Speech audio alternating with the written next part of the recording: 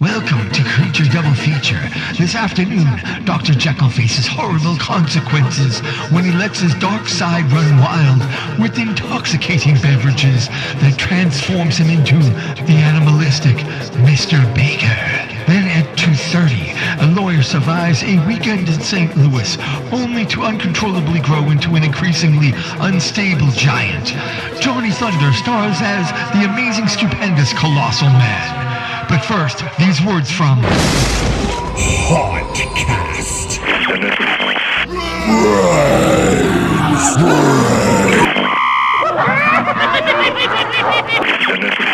Radio for haunters and Halloween fanatics. Clench your jewels and hang on for your life. Welcome back to the dungeon, me minions. Hauntcast is radio for haunters and Halloween fanatics, oozing with haunt tips, tricks, tactics, news, reviews, how-tos, interviews, and lots of booze. And now for the man who's been MGTOW way before it was even a thing, our G-host, Baker. Top of the morbid to you, my fiendies. Slink into my moldy mausoleum, pull up a corpse, and make yourself miserable while I bring to life a story of the rise and fall, and the rise again of this putrid podcast known as Hauntcast. Radio for Haunters and Mohawked Merkin-Ravens. Now, since we've last convened, the crowdfunding campaign on Patreon has reached its first goal, and Hauntcast is returning on a bi-monthly basis. Twice a month? That seems a little excessive. No, bi-monthly is every other month. Wait a minute. If biannually is twice a year, bi-monthly should be twice a month. Wrong. Biannually means every other year.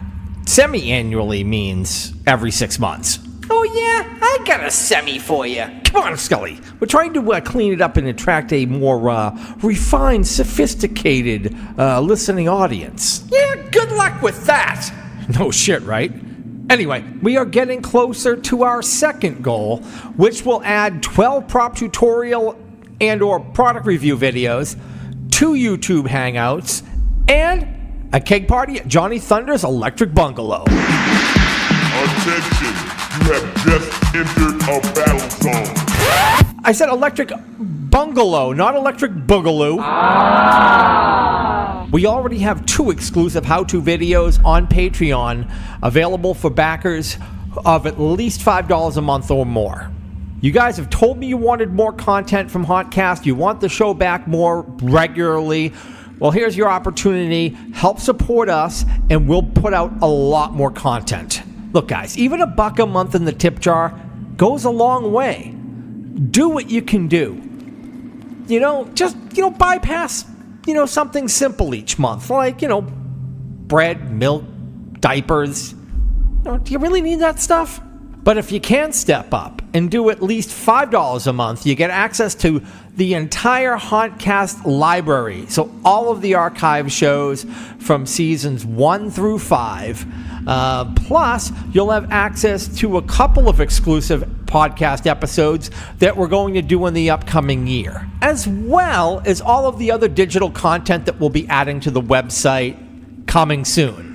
Oh yeah, and if we can reach our third goal, we will bring Hauntcast back on a monthly basis. Okay, so 12 full-length episodes of Hauntcast. You'll get 12 video prop tutorials and product review videos, plus some YouTube hangouts, plus probably some live streams, and a whole bunch of other cool shite. And I promise, no hookers or blow will be purchased with your contribution. Yeah, they'll be purchased with someone else's contribution. And for all you guys who've already stepped up at patreon.com/Hauntcast, that's patreon.com/Hauntcast, that's patreon.com/Hauntcast. Sorry about that. Baker, you're lucky you haven't been banned from social media with all the red flags from the He Too movement. You know, Scully, I did a little checking into that He Too movement, and the only complaints I could find were filed by you. Deservedly so. You know, Scully, slipping you roofies to knock you unconscious so I can get about an hour of peace each day doesn't exactly fall into the same line as a sexual assault. Yeah, that's what Bill Cosby said. Anyway, I don't have time for this foolishness because we have a schedule to keep. And speaking of keeping the Netherrealm great is my Hauntcast cabinet. This Scream team, the Dicks Out for Rev campaign actually worked. And Revenant is returning to Hauntcast to bring you fake news news from beyond. Well, you know, he is still on his meds, so I don't know how accurate it's going to be. Then get escorted by the usher all the way down front and center as you get VIP seats for Theater of the Mind. His fingers are worn down to the nubs from deleting 2,347 tweets and scrubbing his Facebook page before his real employers discover his secret life as a misogynistic, knuckle-dragging Neanderthal, Johnny Thunder, who will review Blood Clots, Basement, Who's Watching Over Oliver, It Lives Inside, and Forest of Lost Souls. By the thumbing of his by the pricking of his thumb, something wicked this way comes. Ed Gannon blows into town to bring you, 30-something years of haunt experience with something wicked. I'll swing into the Life Ape booth in the black market to talk with Nelson Bairos about their new super simple controllers and software. Starting off 14 years ago at Not Scary Farm, working his way up from actor to designer to developing haunted attractions. Recently, he launched his own escape room business. He's the lead vocalist for band Winds of Plague, and just announced is the new production designer for Queen Mary's Dark Harbor. My Haunted Guru guest is Johnny Plague, aka Jon Cooke. And me minions, I have some booty to give away at the end of the show. So if you are a $10 or more a month Patreon backer, don't pull out too early and finish the show off right. We have 4 vinyl Hauntcast car window decals from Final Vinyl Designs and 5 soundscape CDs from Audio Zombie for some fortunate freaks. We'll have more and more booty to give away over the next couple of episodes. For example, in October, we'll be giving away a DC Props spitter mechanism, as well as other goodies. So back us on Patreon for at least $10 a month. Hey, Billy Mays, can you stifle your shilling for just a minute? As our headlining band, Winds of Plague, is ready to take the stage. Oh, and my interview with Jon Cooke from Not Scary Farm and Queen Mary's Dark Harbor is dead ahead. Hauntcast. Never alone.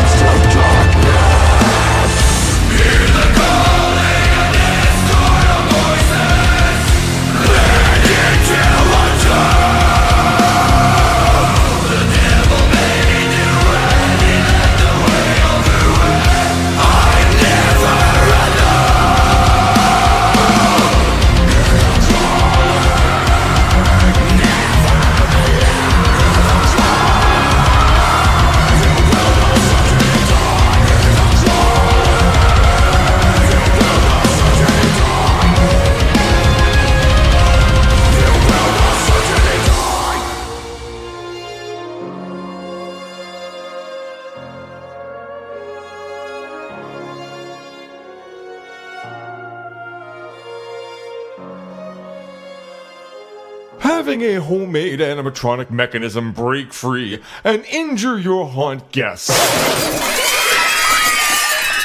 is the wrong kind of scary. Purchase your haunt mechanisms from DCProps.com with high-quality craftsmanship, fast turnaround, unique and original designs with superior customer service. DC Props' long-lasting props and mechanisms will scare your haunt guests the right way. Go to DCProps.com for the right kind of scary. Ladies and gentlemen, here is the latest bulletin. Hauntcast News.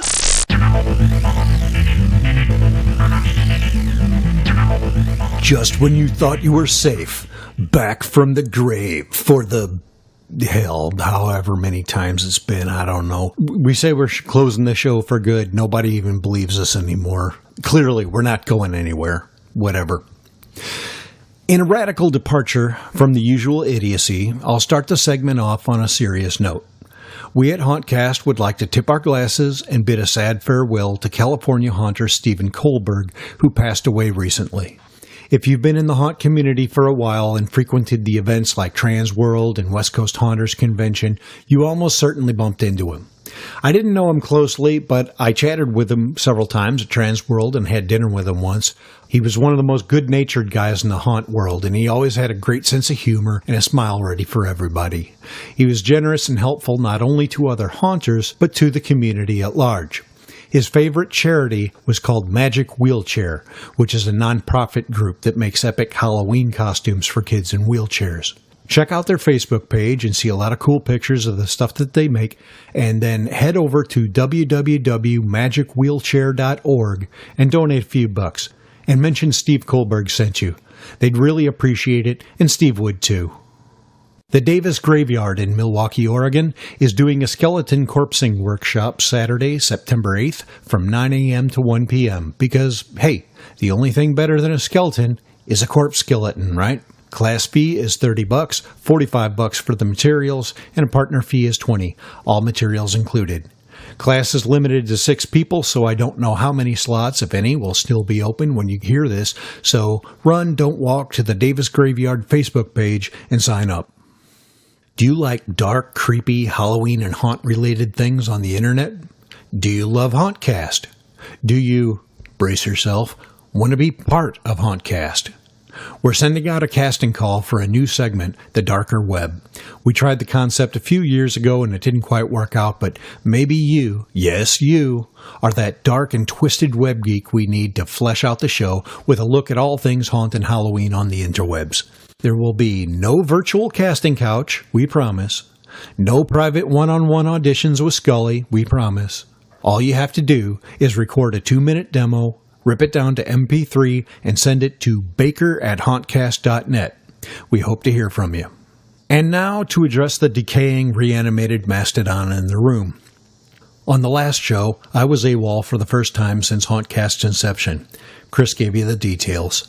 I don't recall authorizing the release of said information, but I guess that's neither here nor there, considering that if you're familiar with the show, and my segment specifically, you're bound to notice this time around that I don't sound quite right.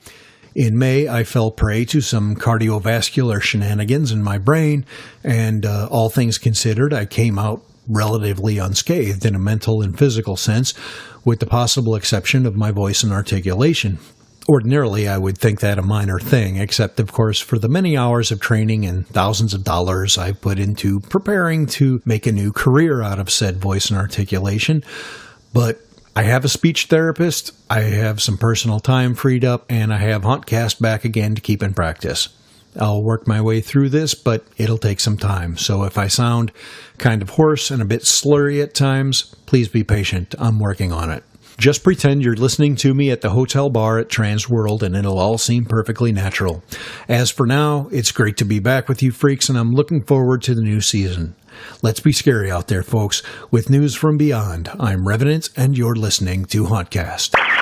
Step right up and get your products over here. The black market. As I am meandering around the black market, hey, look who I just ran into! Nelson Bairos of Haunt Monkey, formerly known as Monkey Basic. Now known as Life Ape. Yes. You got that straight, kids? We're going to test you later. Yeah, we like to mess around with the names, so. Everything is monkey, ape related. Yeah, that's kind of an interesting story on that last one. So we can talk about that later if you want. No, actually, we'll just give us the abridged version. All right. Now, you had your company, Haunt Monkey, which you had run for years. That's how I originally discovered you. Well, I used to bump into you a lot on like Haunt Forum, Halloween Forum, and whatnot. Then you just altered the name. You went from Monkey Basic to Haunt Monkey. How did you become connected with the Life Ape guys? So it's. I mean, it was kind of a funny coincidence with the names, but so Bill from Life Ape, he approached me, and it was kind of we had a good chuckle over the names. So no, there was no rhyme or reason. We just had to both have obviously in similar interest in primates. So he was looking for sort of a software guy. He liked my software. He liked what I was doing. His hardware is great. Great value and all that stuff. So it was like, hey, he needs support here. Hell, I need more of an electrical engineer kind of guy to help me with some stuff. So why not? So the rest is history, I guess you can say. With all this talk about primates, I think I'm going to watch Every Which Way But Loose tonight after we get off the phone with you. Sounds good. I'm due for a Clint classic. Nice. Yeah, it was funny too that I ran into you. I don't think I've run into you since that time I went to your house to record some VSA routines. That's right. I think that was when I first got the track skull and I was trying to figure out a few things, and I went up there and you helped me out. Absolutely. And then I ran into you in the Providence airport on the way down to St. Louis, was that your first time down there? It was actually. So yeah, it was kind of a great experience. I can't think of Transworld. That was awesome. It was a good experience as a vendor, as a sort of a patron, just to walk around. No, that was awesome. Yeah, it was great. I know that guy. Wait a minute. So it's good seeing you. You're like, shit, he saw me. I can't get away now. I got to be polite. He may have me on Hauntcast sometime, and in the near future, and he may help every time I run into you, put me on Hauntcast. I don't know what the hell's going on here. But. All right, so let's talk about the Life Ape products that you guys were pretty much promoting at Transworld, and you have two main products that you guys are selling. Yep. One is the Extreme Life Controller. Now, I was looking at that. That might be a little bit above my pay grade at this point. Explain what it is and why it's a great product for people who would need it. Yeah. So Extreme Life Controller, it's a little bit more like a complex controller. It's meant for your standard everyday animatronic. So it's a computer controlled or computer programmed controller. Once you program it via the computer, it goes completely offline. It's a controller that has, we have 6 solid state digital outputs, 2 relays, 3 servos, a 30-watt amplifier on board, as well as taking an input trigger. So we pack sort of a lot of stuff under the hood. And all of this is set programmable on the computer. So I came on to sort of help with the software interface. It's a great interface. It needs some help. And this is sort of where some of my track skull recording stuff can go into it. So you think about, being able to sort of record with the joystick or something like that right into the software, unplug it, and let it go. And the whole idea is with the trigger inputs is that, so someone triggers some sort of sensor, it does a routine. Someone triggers it again, you can do a different routine. And those routines can be audio, like I said, it can be relays flickering on and off, digital outputs, controlling your lights, and like I said, 3 RC servos. So in theory, if you have a tri-axis skull, or, as everyone's favorite, 3-axis skulls, you can sort of control that minus the jaw for right now. This kind of came over from before, so they did it for a lot of other props. I'm kind of bringing in the 3-axis skull into it now. So we're kind of helping them merge this. So in theory, a lot of guys out there and gals that have these 3-axis skulls and they're all tied to a computer.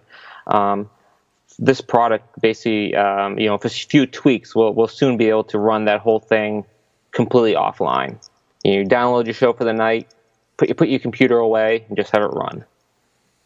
So when we were talking about the replacement for the Rapoo, is this pretty much it? This is what we're talking about, right? So yeah, I would definitely stay tuned because there's going to be some feature ads. I mean, we're not sitting idle. We're always working, kind of talking to some of the big players out there. What people want. I mean, that was actually one of the big reasons with the Trans World. Obviously want to hawk our wares, but we're also just like, what do you guys want? What do you want to see? And the thing is, we want to do it at a good price. I mean, this thing is, starts at, I think, what was it, $140, something like that, 150. So it's a lot of bang for the buck. Is kind of where we're coming from. You can have an entire, so you can have pistons, you can have LEDs going off, fog machine going off, all kinds of things, all controlled. And with the software that comes out, the software, if you buy the unit, you get a free download of the software. Okay. Yep. And I was telling people the software is free to download anytime, and it actually has like a demo mode, so you can download it, play around with it even before you buy anything. The software is free, so it's free to mess around with. Now, what about the other controller you have? Now you have the stripped down controller, the Simple Life. Explain that. So Simple Life is maybe more for some of the primates out there, if you want to make the pun. Some people know them as key bangers. So it's a 2 solid-state digital output programmer. There's 5 buttons on it. There's a play button, a record button, a lock button, and then the 2 key bangers. So basically, you hit the record button, using buttons 1 and 2, you kind of literally bang out what you want. So every time you bang a key, it mimics that on the output, and then you save it. And then there's a trigger input onto it. So whenever that trigger fires, or it can run continuous, it'll mimic whatever you recorded. No computer, no nothing. It's a simple little. It's in the box of a keychain. Yeah, so it looks like a fob. It is. It literally is. Yeah. It was the perfect size. So that was meant to be super cheap, super easy, hide it anywhere. So it takes the standard triggers, step mat, push button, whatever. Yeah, you name it. Like I said, or you can have it loop. I mean, if you don't want someone to trigger it, you just want it to run continuously, you literally wire it up. Use a little jumper. Yep, it'll just keep going. Yep. That's awesome. I mean, I was looking at this thing and I'm like, $40. The thing is super stripped down, super easy to use. Yeah. If you just need to fire off a couple of items, I mean, it is super easy. It's like, you could fire up a cylinder, like set off a solenoid and have like a LED go off, and it's like, I mean, you don't get any easier for a little key banger, especially at that price. Yeah, and that includes the 12-volt power supply, too. So we're not trying to say, plus $10 for a power supply. No, that's $40 power supply and all. So literally you're up and running. Damn good deal. Yeah. So, I mean, that's the thing. We're trying to find, we're all professional engineers. We know what the value is. We've all been, there's 3 of us together. You add up the years of service that we have in the professional engineering world. We know where all the good vendors are. We know how to get stuff done at a good value. So we're just passing that along. Because we know there's a lot of companies out there that try to charge quite a bit for this type of stuff. So we're trying to hit the market at a good price. Good for us, good for the customer. Now, the VSA software or the VSA add-on, I guess is that what you call it? Add-on software, the Track Skull and the Helmsman is now available. It's all been moved over to Life Ape. Yep. So I've stripped it down to just Helmsman Pro. So that takes your VSA routines and just organizes them, plays them, playlists, that type of thing.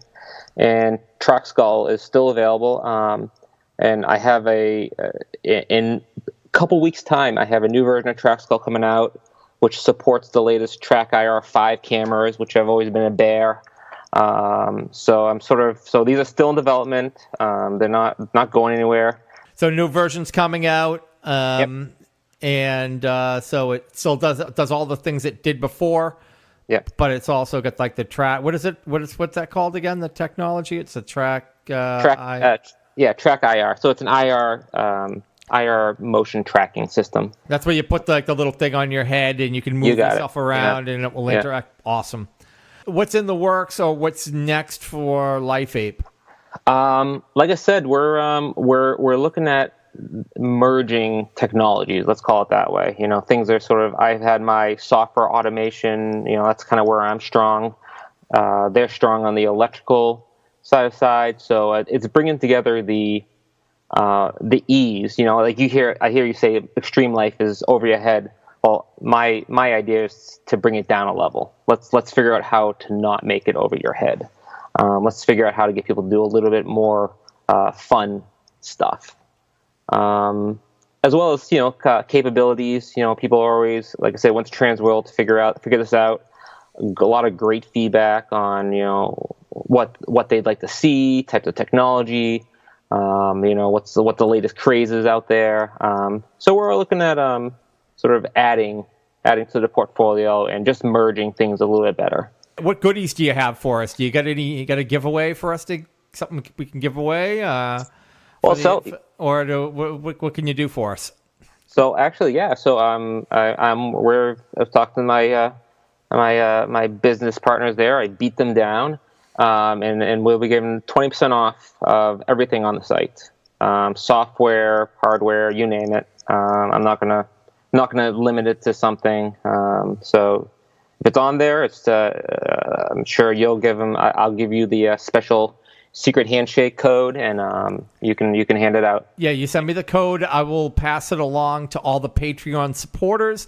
So if you are not a Patreon supporter for at least $5, now is just one more reason to jump in, support the show, take advantage of some cool discounts. That's great. And I guess wrap it up. Tell them where to go, what to do. Command these people. Take control. So first of all, Chris, thank you for having me on. It's always a pleasure to talk to you. I'm sure I'll see you again in 3 years. Even though we only live an hour from each other. But anyway. Love it. We got the internet. The internet does things. So I encourage everyone to go out to lifeape.com, and check out the software. Check out the controllers. Like I said, our main software called Scene Builder. You can download that for free. We got some tutorials on there. Check it out. We're here to sort of make the haunting community's lives easier. So if you have any questions, obviously you can contact us through there. We're always willing to help. I pride myself on my support. I never leave anyone hanging, no matter how much of a pain they are. So, and they can also find you over on Facebook under is it under Life Ape? Yeah, Life Ape. You can if you go to the Haunt Monkey one, everything's linked together. So, all right. So if you can't find them, you're not trying. Exactly. All right. Look up Monkey and Halloween, and I'm sure it'll link to us. So. All right, I'm off to Any Which Way You Can or Any Which Way But Loose or one of those, one or the other.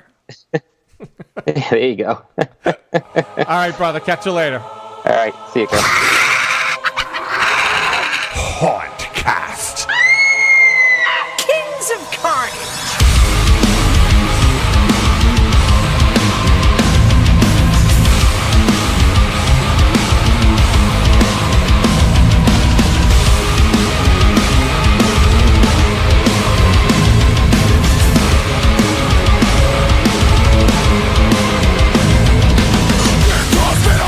Like doing cheating on.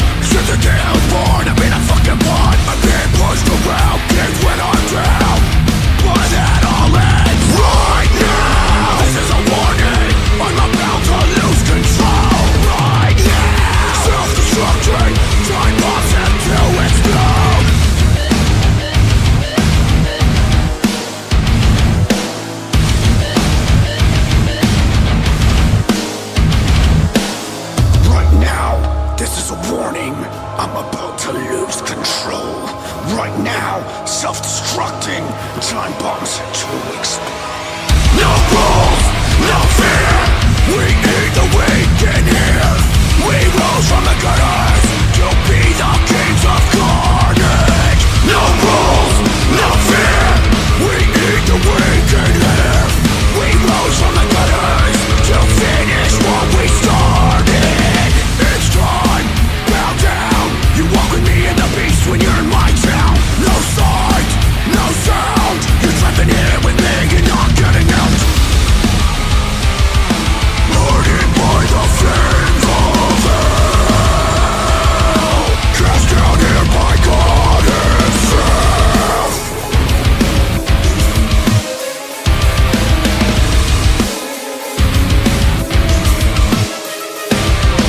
Burning by the flames of hell. Cast down here by God himself. Right now, this is a warning. I'm about to lose control. Right now, self-destructing. Time bombs to explode.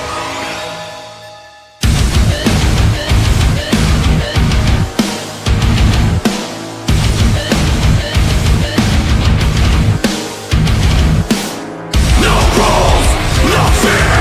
We need the weak in here. We rose from the gutters to be the kings of carnage. No rules, no fear.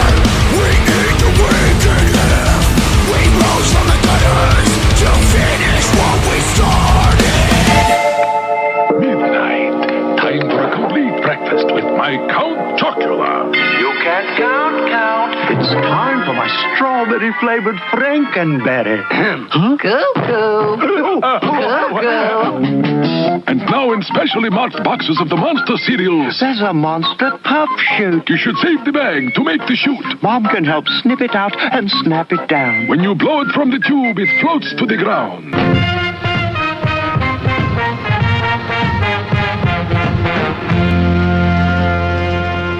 Maniac who shock women into uncontrolled hysteria, who prey upon the innocence of children. SHOCKTAILS with Johnny Thunder. I wonder if it isn't all a dream, a nightmare. Expanding his movie collection to include everything from puppy to granny porn, it's our master of ceremonies, Johnny Thunder. I'm seriously so glad we're back to doing this every other month. So I can get this kind of abuse heaped on me. Dude, I'm working hard to get it every month for you. Every month. Oh, awesome. I know how much you missed our little monthly calls, so. Yeah, I thought our next show was going to be 2027, so I thought I had a little bit of time. Based on my past track record, yeah, it probably was a pretty good assessment there. Yeah, you'll probably just get mad and cancel and refund everybody's money in a couple months. But so it's what? Every other month? Is that how this goes? What are we doing? I'm trying desperately not to do that, where Sure. I go off the edge again and then, Again? Yeah, I know. Six or seven times, isn't it? I mean, Wicked Shaka. Wicked Shaka. It's a roller coaster. It's a flaming death roller coaster ride here on Hauntcast. You never know. Constantly. What kind of experience you're going to get month to month, year to year.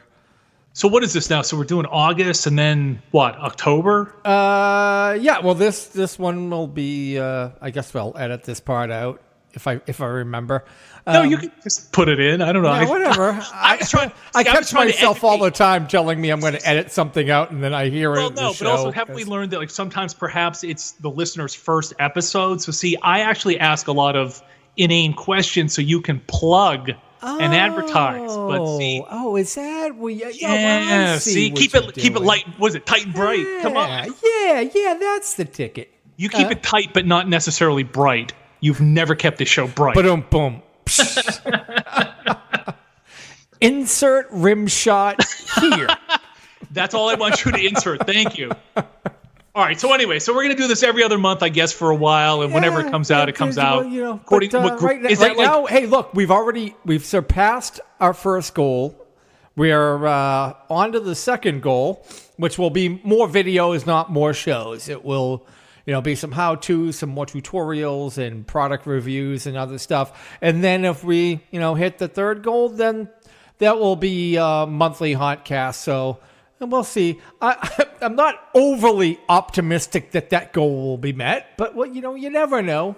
Right. The crazy minions have surprised us before, and maybe they'll surprise us again. Well, if we add in that Men of Hauntcast calendar that I've been threatening for years. Yeah. Denny's going to be the centerfold. My stomach was okay until that point. Oh, so hey, JT, did you enjoy your all-expense-paid vacation to the shore with the Thunder family, courtesy of Hauntcast Incorporated? What? Did I miss a check somewhere? Misplaced check. I thought that was all taken care of. Well, I it's like I try to remain anonymous and and just kind of put all that money and the plane tickets and stuff into your wife's hands. Dude, it's a 2-hour drive from my chief down to Delaware. What are you talking about? You mean you didn't get the plane tickets? No, there's no, believe it or not, there's no airport that goes to Rehoboth. What are you talking about? Are you out of your mind? I don't know what You're completely ridiculous. We had a good time down the shore. It was awesome. We got to spend a lot of time. Obviously, every night we're up on the boardwalk.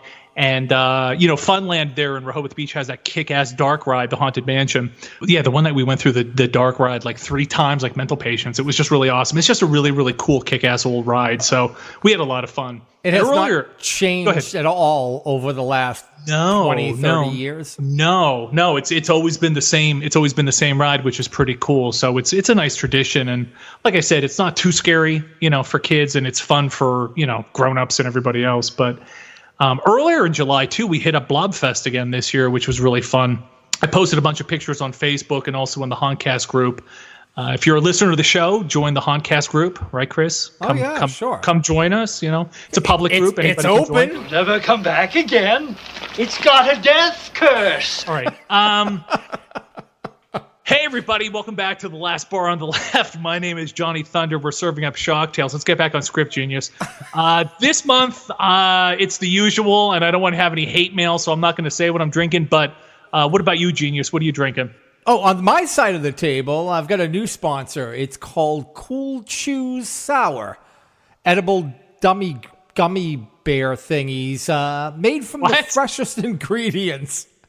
Sugar, gelatin, corn syrup, cornstarch, citric acid, and 60 milligrams of THC. So help take the edge off of having to record with Johnny Thunder and pop a few cool chews in your mouth. Not available in all 57 states. Also, apparently thickens your tongue. It affects your pronunciation, huh? All right, look, moving on. There's no time for nonsense. Let's get right to it. Let's get to some putrid print. Found in human flesh and inked in blood. Putrid print. I'm going to talk about little comic books that are coming out this fall, all right? First up from Marvel, we're going to have Avengers Halloween Special #1. That's right, the Avengers will shock readers with their spookiest stories and most fearful tales. Iron Man and Captain America take a journey for one of Tony Stark's abandoned weapons, but what they find is different than any kind of horror they've ever encountered. There's also going to be some cool other stories featuring Daredevil, Punisher, the X-Men, and more. Yes, more. Look for that on October 3rd. Now, not to be outdone, the distinguished competition, DC Comics, is also putting out Curse Comics Cavalcade #1. That's going to come on October 10th. Horror, death, face punching. Witness 10 all-new stories that promise to be the most terrifying, shocking, and horrific comics that DC have ever published. Yes, the hyperbole is in the press release. Batman, Wonder Woman, Guy Gardner, Swamp Thing, Zatanna, and guess what, Chris? More of your favorite superheroes will face unspeakable horrors from the streets of Gotham to the darkest sectors of the universe. That's like Chris Baker's basement, I think. So hopefully they can get out of there. And some books that I read while we were down the shore, and again, I'm going to have to try to track down that all expenses paid check that allegedly was placed into my account. Let's first up, there was a book called... You can never depend on the U.S. Postal Service. So. Or Hauntcast Inc., apparently. think I got Scully take care of those. So Yeah, I think that went to his offshore account or some sort of prostitution ring in Nigeria. Answers of Silence by Jeff Cooper. So this is from Deadite Press, and it's the first time in paperback, the most sought-after short stories by horror author Jeff Cooper. It's 15 tales of the weird, the horrific, and the strange. There's a place where beauty is shunned and obscenity is worshipped, where a game can determine salvation or damnation, a town where God is irrelevant and the only future is hell. Welcome to Brackert's Point, New York, a place where horror, surrealism, violence, and the fantastic collide. I really dug this author. I'd never read anything by him before.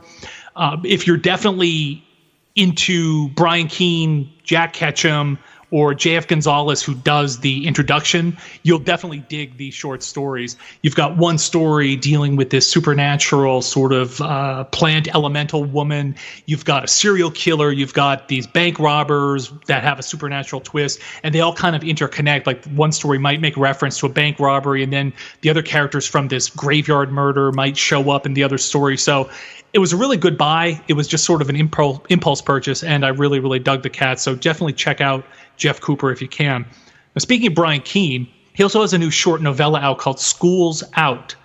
Now, the plot of this is 8-year-old Alan doesn't like going to school, but when a global pandemic leaves him orphaned, cold, starving, and lonely, he has no choice but to set out on a dangerous quest to return to his third-grade classroom. This is an all-new post-apocalyptic novella by Brian Keene. And what's cool about this is afterwards he talks about the fact that this whole idea came up.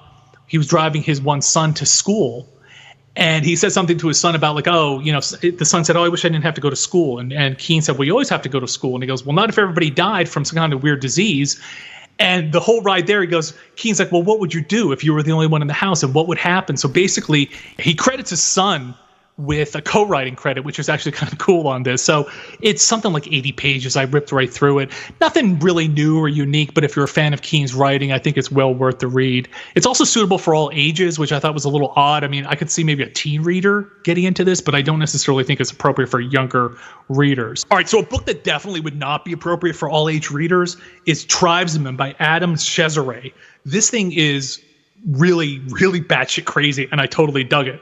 It's basically his idea to tribute to Cannibal Holocaust and the Lucio Fulci films of the 80s of the Italian cannibal flicks. So 30 years ago, cynical sleazeball director Tito Bronze took a tiny cast and crew to a desolate island. His goal was to exploit the local tribes, spray some guts around, and cash in on the gore-splattered 80s Italian cannibal craze. But the pissed-off spirits of the island have other ideas. And before long, guts were squirting behind the scenes as well, for real. All the while the cameras are rolling. This thing was just off the chain. It was so grindhouse, sleazy, insane. Like I said, the premise of the book is that these filmmakers and actors and actresses and makeup people go and try to film something basically like Cannibal Holocaust. And of course, it just all goes terribly wrong, and they all end up murdered, and it's gross and it's vile and it's over the top. And it is fantastic. So if you love the cannibal flicks and you love gore and you just want something really over the top and just crazy, check this book out. It was really, really awesome.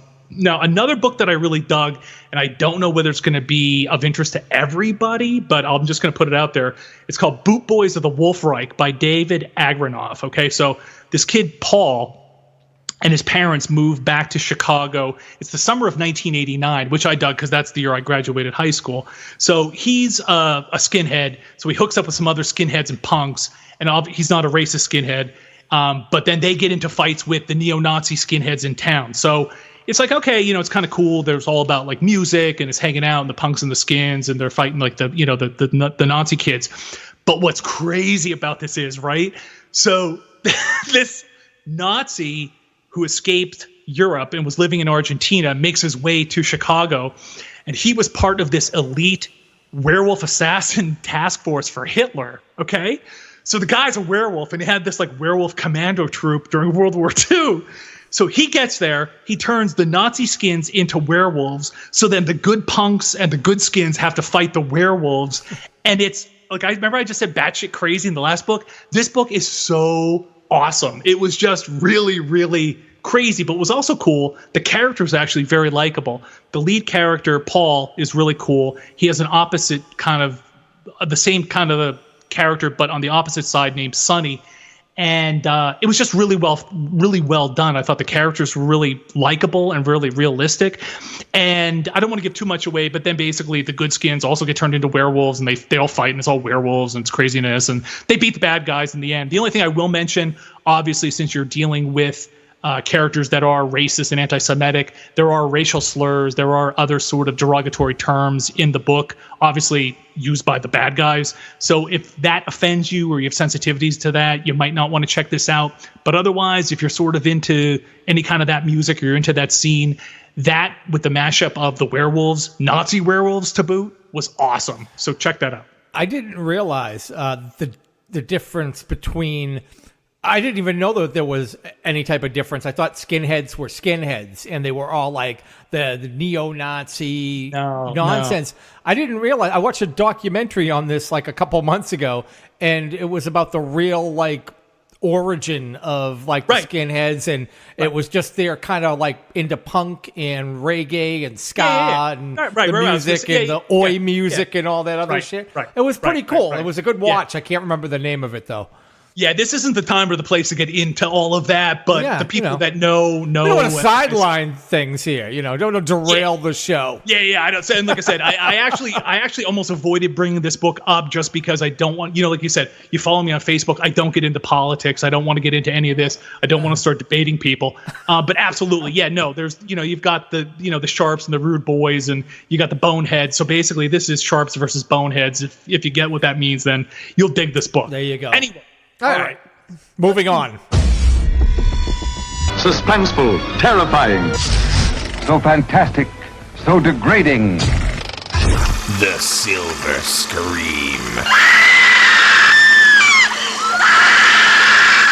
All right, let's get to some movie reviews. We got a bunch of screeners this month, which was awesome. So we're going to cover movies Blood Clots, Forest of Lost Souls, It Lives Inside, and Who's Watching Oliver. But first, let's start with a flick called The Basement. Forgive me, Father, for I have sinned. I'm so sorry. I've killed 7 people. I've tortured them in unspeakable ways. I don't want to die!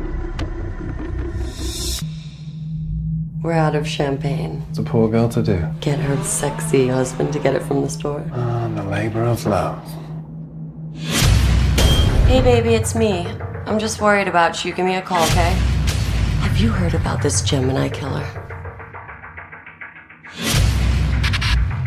Was he talking with anyone? Just paid and left. He went to the store, but he never came home. For these sins, and all the sins of my past life, I ask absolution and penance from you, Father. Why are you doing this?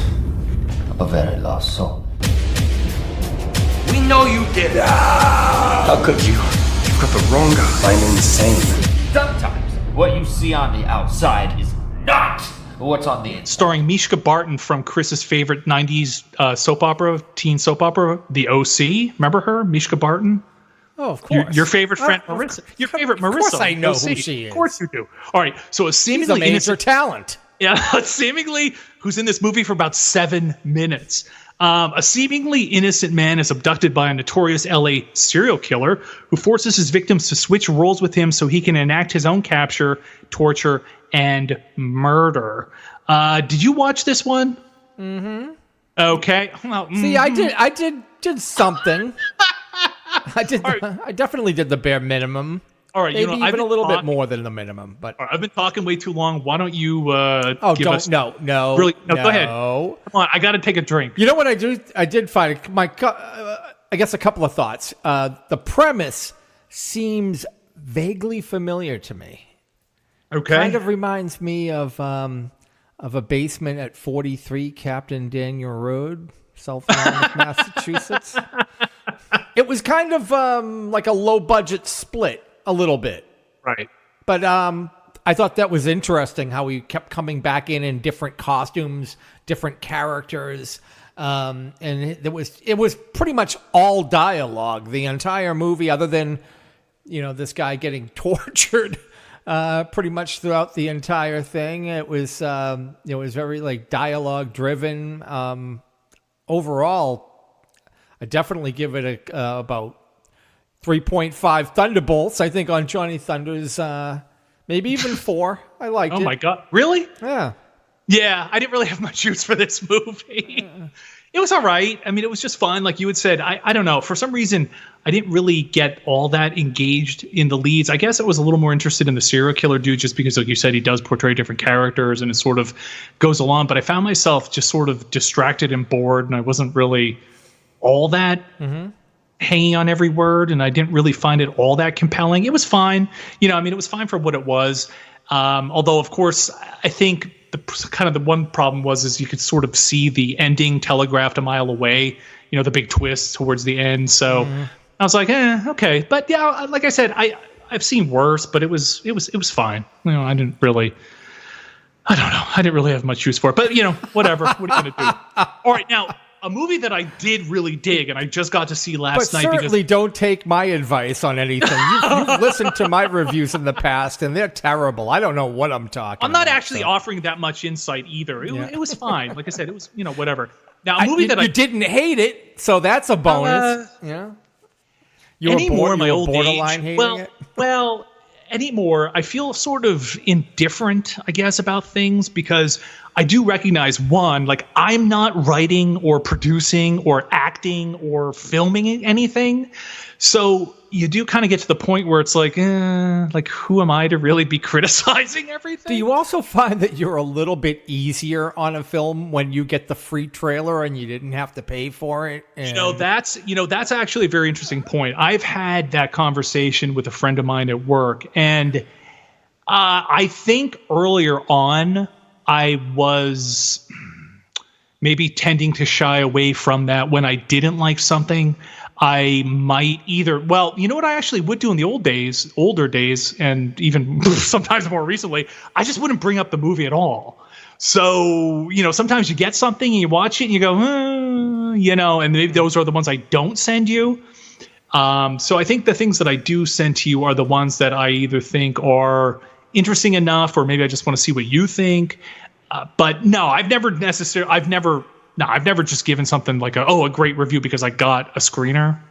I think I get it. I'm not saying that you would give it a good review because you got the screener, but you're a little less harsh or overly critical on it. I get pissed off when I get pissed off when I have to spend $10 and I have to go sit in a theater for 2.5 hours. And it's like I'm sitting there and I'm like, Jesus Christ, I could have been doing something else. So. If I'm on my couch and I'm watching this on my Fire Stick, it's like, all right, that's one thing, so whatever. All right, now look, let's end this nonsense. Let's move on to some positivity, all right? This show's all about uplifting the human soul. Right. I'm like the Oprah of Hauntcast, okay? I want to bring everybody up. I want to bring us all together. Kumbaya, my Lord, kumbaya. Let's bring us all together now with some blood clots, all right? This movie's premiering August 3rd. It's a collection of 7 short, gore-filled stories that will surely please the fans of the genre. It's from Freedom Cinema, and it features cannibals, zombies, monsters, killer jellyfish, hillbillies, all kinds of nonsense. And, whether you want to get into a Cthulhu character who's coming over to dinner, or whether you want to get into some zombies who are running around, this thing, I think it clocked in about an hour 12, which is an awesome running time. You've got 7 stories that are basically all around 10 minutes each. And if you've listened to the show in the past, I'm a sucker for anthology films. I love anthologies, whether it's either anthology albums or comic books, and especially films, because each one of these has a different director, a different cast, and has a whole different vibe, a whole different idea, and a whole different look. I really, really dug this overall. Like anything else, like the ABCs of Death or whatever the hell that was called, or other anthology films, Tales of Halloween, or even what's our favorite that we always bitch about everybody loves? Sam. What's the stupid Trick or Treat. Trick or Treat. There you go. The movie that we talked about for 17 years before it came out. Each vignette, some of them are better than others. Some of them are really cool. A couple of them are but I don't know about you, but my favorite of the bunch was called Still. And the whole premise of this movie, and again, you always think, like, what can somebody do that's different? What can you do different with, say, the zombie genre? So this movie, this short film starts, the premise is that this dude is one of those, like, living statues, like he's in a park or something, and he's, like, all in gold, and he has a top hat and everything else. And he's standing still like he's a living statue, and the whole idea is, like, he doesn't move, and you can't see him moving. Well, he's doing his act right in the middle of when a zombie apocalypse breaks out. So the cat is just standing there trying to be frozen like a statue and not show the zombies that it is an actual person. So you've got this whole hilarious inner dialogue of this character standing still, trying not to get eaten by a zombie who's, like, literally, like, 2 inches from his face. That, to me, the premise was outstanding and original. And I thought the execution was hilarious. And, usually I don't like funny horror. This thing had me laughing my ass off. I loved that short. So that short really stood out to me. There was one also called Hellyfish, which is, to me, was a mashup between, like, Piranha 3D and Sharknado. I mean, the effects were terrible, but the premise and the dialogue and the over-the-top Jersey Shore parody and the Baywatch parody and like I said, Sharknado, and it was, again, balls to the wall ridiculousness, but hilarious, and it totally worked for me. Definitely. Oh my god, that Piranha type fun, right? But without the 3D boobies, right? But it was still hilarious. I mean, when the lifeguard looks at those bitchy teen girls and he goes, "I hope you drown." Like, I laughed out loud. Like, that was just hilarious. Some of the other ones I said were a little uneven. The Time to Eat with the little boy and with the monster in the basement, I wasn't so crazy about. The Call of Charlie, the Cthulhu blind date, I just thought was bizarre. I really dug it too. It was just out there. It was just bizarre. You know what I mean? I was like, what is going on? It was totally batshit crazy. That I loved. And the other one that I dug was the werewolf chick with the gonzo porn dude. That was actually pretty well done. And of course, again, you knew what was coming. You knew she was going to be a werewolf because they're in the woods and it's a full moon and everything else. But if you all can check out Blood Clots, I would definitely check it out. As I said, it's coming Vimeo and Amazon August 3rd. And for an hour 12 of your time, definitely well worth it. Were there any others that you liked, or was that pretty much the same stuff? I had, let's see, I had a couple of notes. The Never Tear Us Apart. Which one was that? Never Tear Us Apart was the, it's when the guy and the other guy are going out with a present to the cabin, and they come up and they find the husband and wife are cannibalizing this, like, dude, like, tied to a chair. Yeah, he was looking for the perfect location to pop the question, and he was like trying to set it up, and then he discovers cannibals in the cabin, and they look. Yeah, it was the one scene where I don't know if it's a spoiler. The kid gets his head cut in half with the axe. Yeah. I was like, holy shit! Yeah. It just I wasn't expecting it really. Right. And then all of a sudden it was like wham, and it was like, damn, that was it was pretty cool effect for a low budget movie as well. So, and the opening one, Hell of a Day, I think was pretty standard. I think that one was Australian, but it was a pretty standard sort of zombie apocalypse survival tale. But watching the star, the female, watching her mental breakdown, like day 1, day 2, day 3, and then watching her physical problems and deterioration and the injuries that she suffered so grotesquely, I was really like, ugh. That was the most visceral to me and the most sort of straight up horror. But at the same time, the injury suffered and the mental anguish that she was going through, I thought was also pretty troubling. So overall, I thought it was a pretty solid flick. Agreed. Another movie that I actually dug, so maybe I am softening up in my old age. Obviously. It's Forest of Lost Souls. This opens theatrically on already opened theatrically on August 3rd. It's from independent distributor Wild Eye Releasing. It's a Portuguese film written and directed by Jose Pedro Lopez. So this film is about two strangers, an older man and a young teenage girl who meet by chance in what's called the Forest of Lost Souls. It's a place where many people go to commit suicide. So they're both there seemingly to end their lives. But they decide to postpone killing themselves in order to explore the forest and also to continue talking to one another. And they find each other kind of intriguing, and they find each other wanting to talk more about their lives and so forth.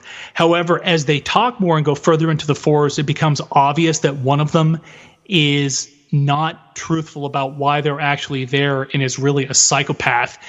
I had no expectations for this film. I didn't really know what it was about. And again, given some of the other trailers that we, the other links that we get, I didn't know what to expect. Black and white film, subtitled. So just so everybody knows that. So Chris, you'd have to read, and it's in black and white. But what I loved was, based on the premise, I had no idea where the story was going to go, which I loved. All of a sudden, after about a half hour, it just sort of, the needle goes right off the record, and it just veers off to sort of a completely different film that I thought it was going to be. Definitely found this very compelling. I thought it was well acted. Again, I'm watching it in a foreign language, but watching the body language and the facial expressions and so forth, really well acted. There's a lot of suspense. It's very well directed. I thought there were a lot of nice shots. Cinematography was pretty spot on. So if you can find this film, I definitely recommend it. If you're into foreign horror, definitely well worth a watch. Okay. The next one is It Lives Inside. Found this old box in the attic. Someone must have forgotten about it. It started with the flies. I swallowed one on accident. Then things started turning up dead. Then I caught a glimpse of it, the creature. It feeds on the souls of the weak. And I was one of the weak ones. Out August 7th on video on demand, September 4th on DVD. This movie is basically, I want to say it's like a demon possession ghost kind of flick. A chronic sleepwalker reads from a mysterious book that foretells his impending demonic possession. He then struggles to hold his family together as an ancient evil threatens to consume everything he holds dear. It's a very over-the-top description, isn't it? This one was, again, it's a very low-budget, small film.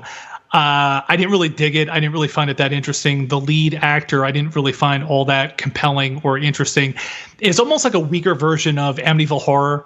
So this dude's in the house, and it's kind of like he's married and has a kid, and he slowly descends into like more and more craziness, and he gets more black circles around his eyes, and he wakes up with weird injuries and this and that, and his neighbor goes missing, his neighbor's dog goes missing, then his wife goes missing, the kid goes missing, and you kind of understand where the twist ending is coming from a mile away. So sadly, I didn't really get into this one much at all.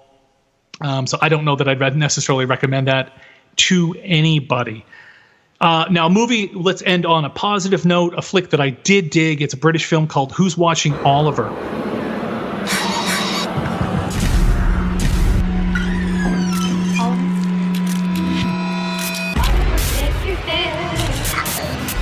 What does it feel like to kill someone?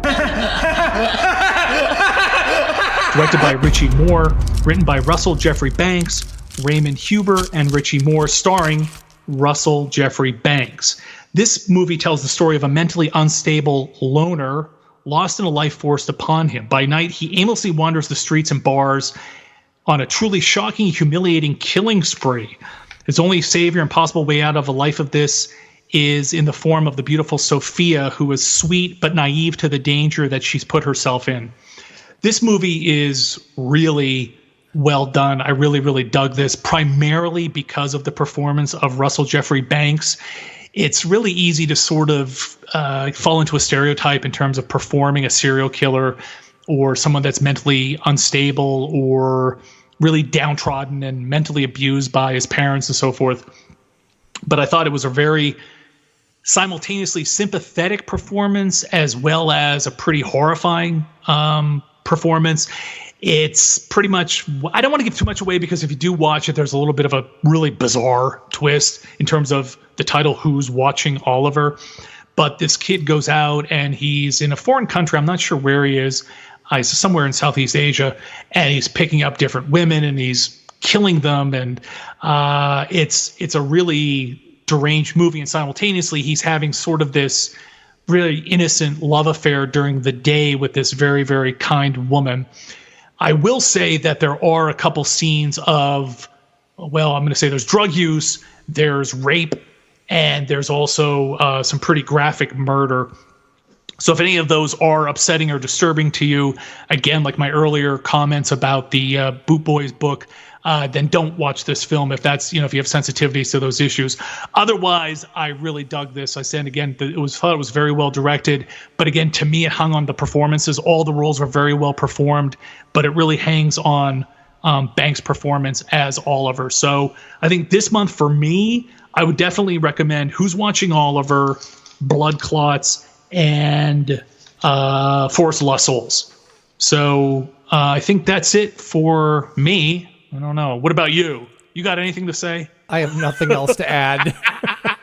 We're just glad we got through this because once again, there's technical difficulties. So yeah. I don't know. Russian bots. Damn Russian bots.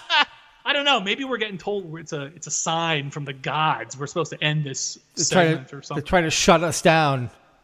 Which may not be a bad idea. I don't know. It's too late now, man. We're on an upward trajectory right now. We are? Yeah. Oh. We're pulling out of a nosedive. Oh, you know what I wanted to compliment you on, and I forgot to. Your creature puppet thing. Oh, well, thank you. That was pretty cool. All right, what's the punchline? No, nothing. I'm just trying to give you a softball so you can pat yourself on the back. Wow, yes, absolutely. Pat yourself on the back. Hold on, and let me website and pat myself on the back. Gross. That was your back. Wait, that was your back, right? Could be. Could be. It was a project of love. It was a labor of love that we made that well. I've actually thought about doing that for the last couple of years, and then this year I was like, I need to do something, so I guess let's pull that well idea out of the friggin' drawer and make that thing happen. Cool. I was going to make Johnny Thunder's Goons. That was going to be the other thing I was going to do. There you go. So I didn't think I had the skills to pull that one off. You probably don't. You never do. Who does? Right? Hey, by the way, before I let you go, good luck. Break a leg on the Bates audition there. I know that you're going to go through those rough, rigorous auditions every year. No, and once I'm back, I don't have to you've only gotten through by like the skin of your teeth, they say. The last couple of years. So yeah, we start. I think it's September 22nd is opening night. So I'm looking forward to it. I think I'm back. I hope I'm back. We'll see. I always wait until the email actually comes out with the schedule, because until then I'm never quite sure if I'm gonna actually get rehired. You're a diva, so you're like, I only work Saturday nights and every other week, and I don't work Halloween, and those kind of things. Yeah, I'm quite. And they put up with you though. They give you the green M&Ms in your dressing room and all that shit. All right. Okay. All right. Enough. I've had enough. All right. So that's it for this time, Genius. Are we done? Yeah, I guess so. All right, everybody. Well, thank you for listening. As always, this is Johnny Thunder saying we'll see you in Halloween and stay scary.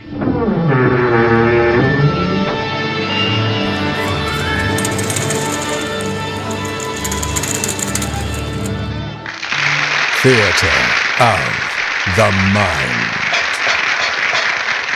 Without going into too much personal detail, let's just say that this past year and a half has been pretty harsh on me in quite a few ways, especially these last few months. For example, I've spent an awful lot of time in hospitals, usually visiting a loved one, but also serving a week-long stint of my own as a patient. Death is pretty scary in the real world, but being gravely ill isn't necessarily a whole lot better. Even when you know you're not going to die, the prospect of being afflicted for a length of time, or even worse, permanently debilitated, is not exactly helpful to one's peace of mind. No one in their right mind enjoys being sick, and anyone who's not a sadistic piece of crap is going to feel uncomfortable seeing someone else sick as well. Whether it's out of concern for a loved one's welfare or the fear of catching someone else's illness, disease is just something that we all try to keep at a distance. Since mankind became self-aware, We've had a lot of explanations for diseases. Our ancestors often believed that various maladies were the doings of demons or evil spirits. Some primitive cultures, and for that matter even some relatively modern ones, still believe that to this day. When civilization started evolving beyond the tribal level and pagan beliefs started giving way to more theistic religions, sickness was often seen as a punishment from one or more gods. Believers in the occult sometimes attributed affliction to dark magic, perhaps conjured by some sorcerer on behalf of an enemy. And to some, ill health was a curse brought on by the wrath of the earth itself, perhaps in retaliation for some injury done to it or to one of its creatures. One way or another, sick people were often in the position of being shunned, long before the mechanics of contagion were known.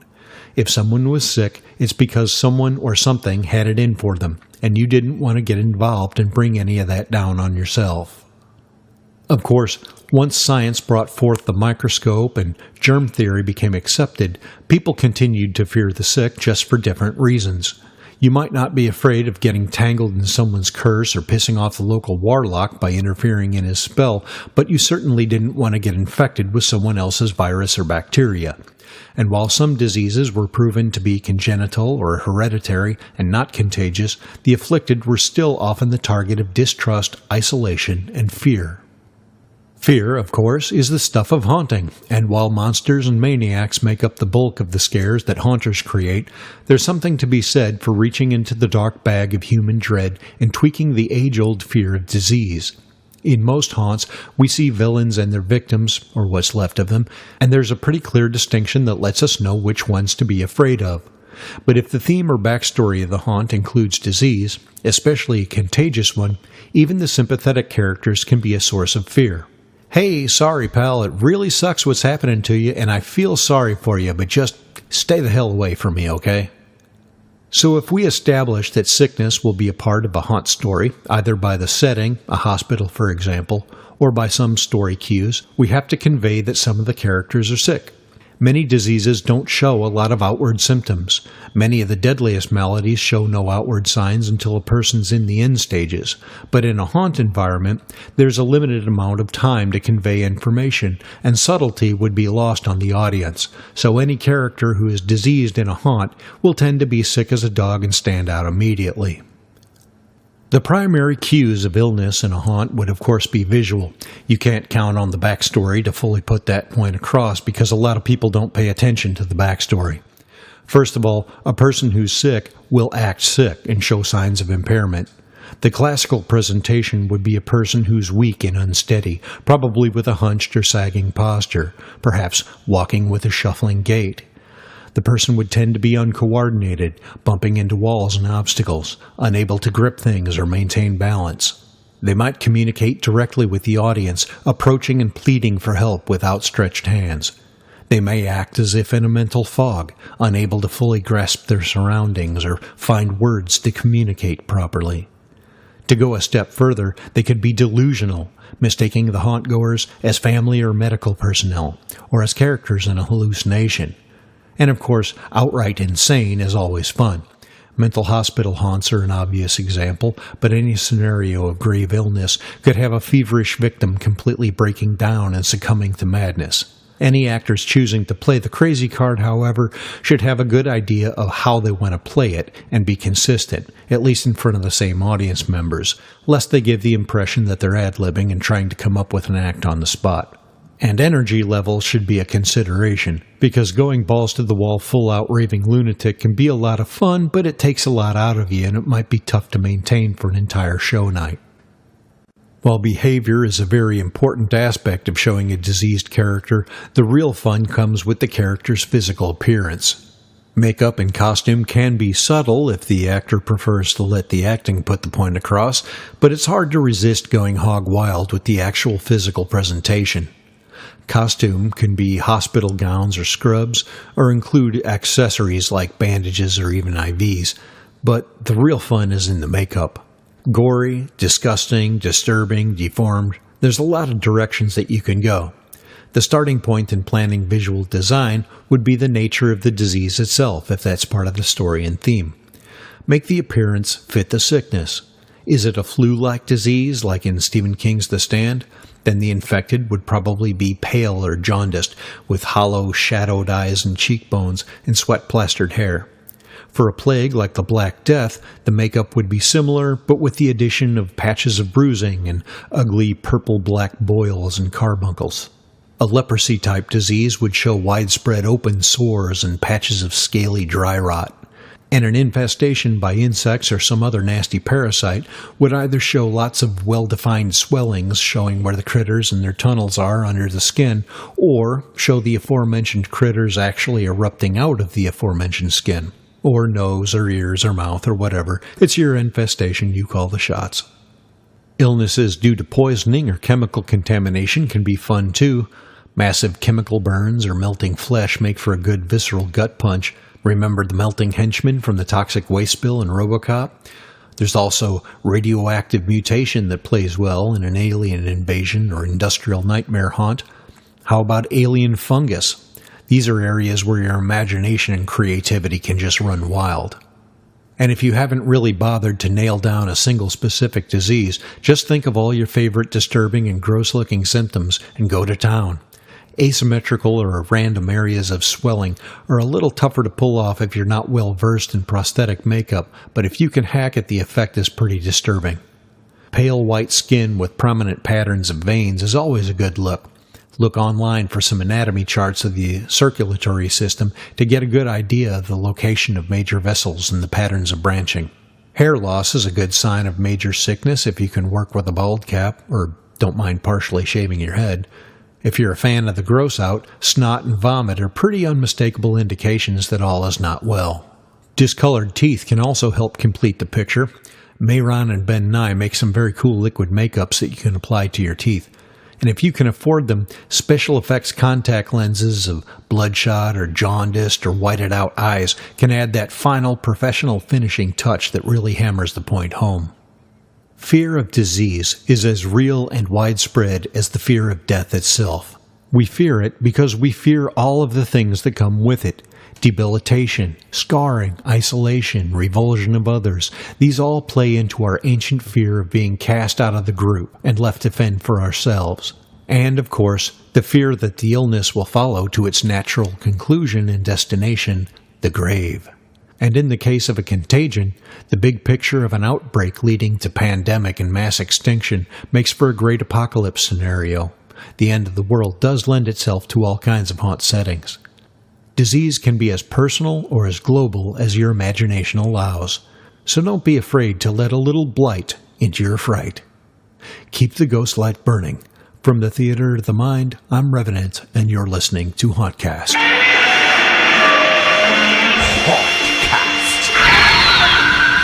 Blood of my enemy.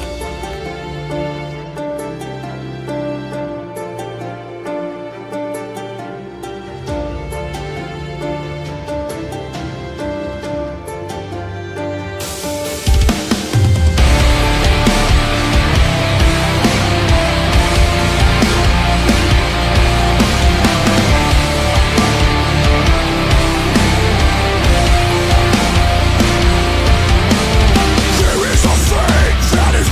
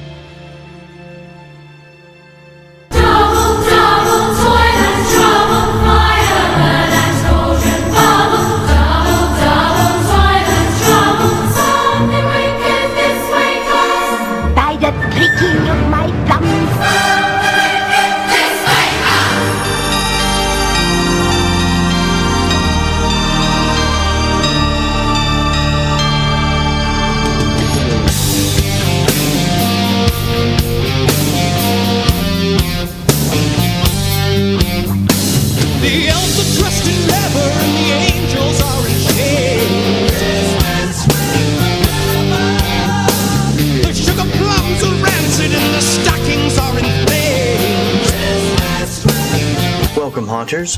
I'm your host, Ed Gannon, professional haunter, Something Wicked Productions, and in this episode of Something Wicked, we'll talk about using holiday lights in haunting.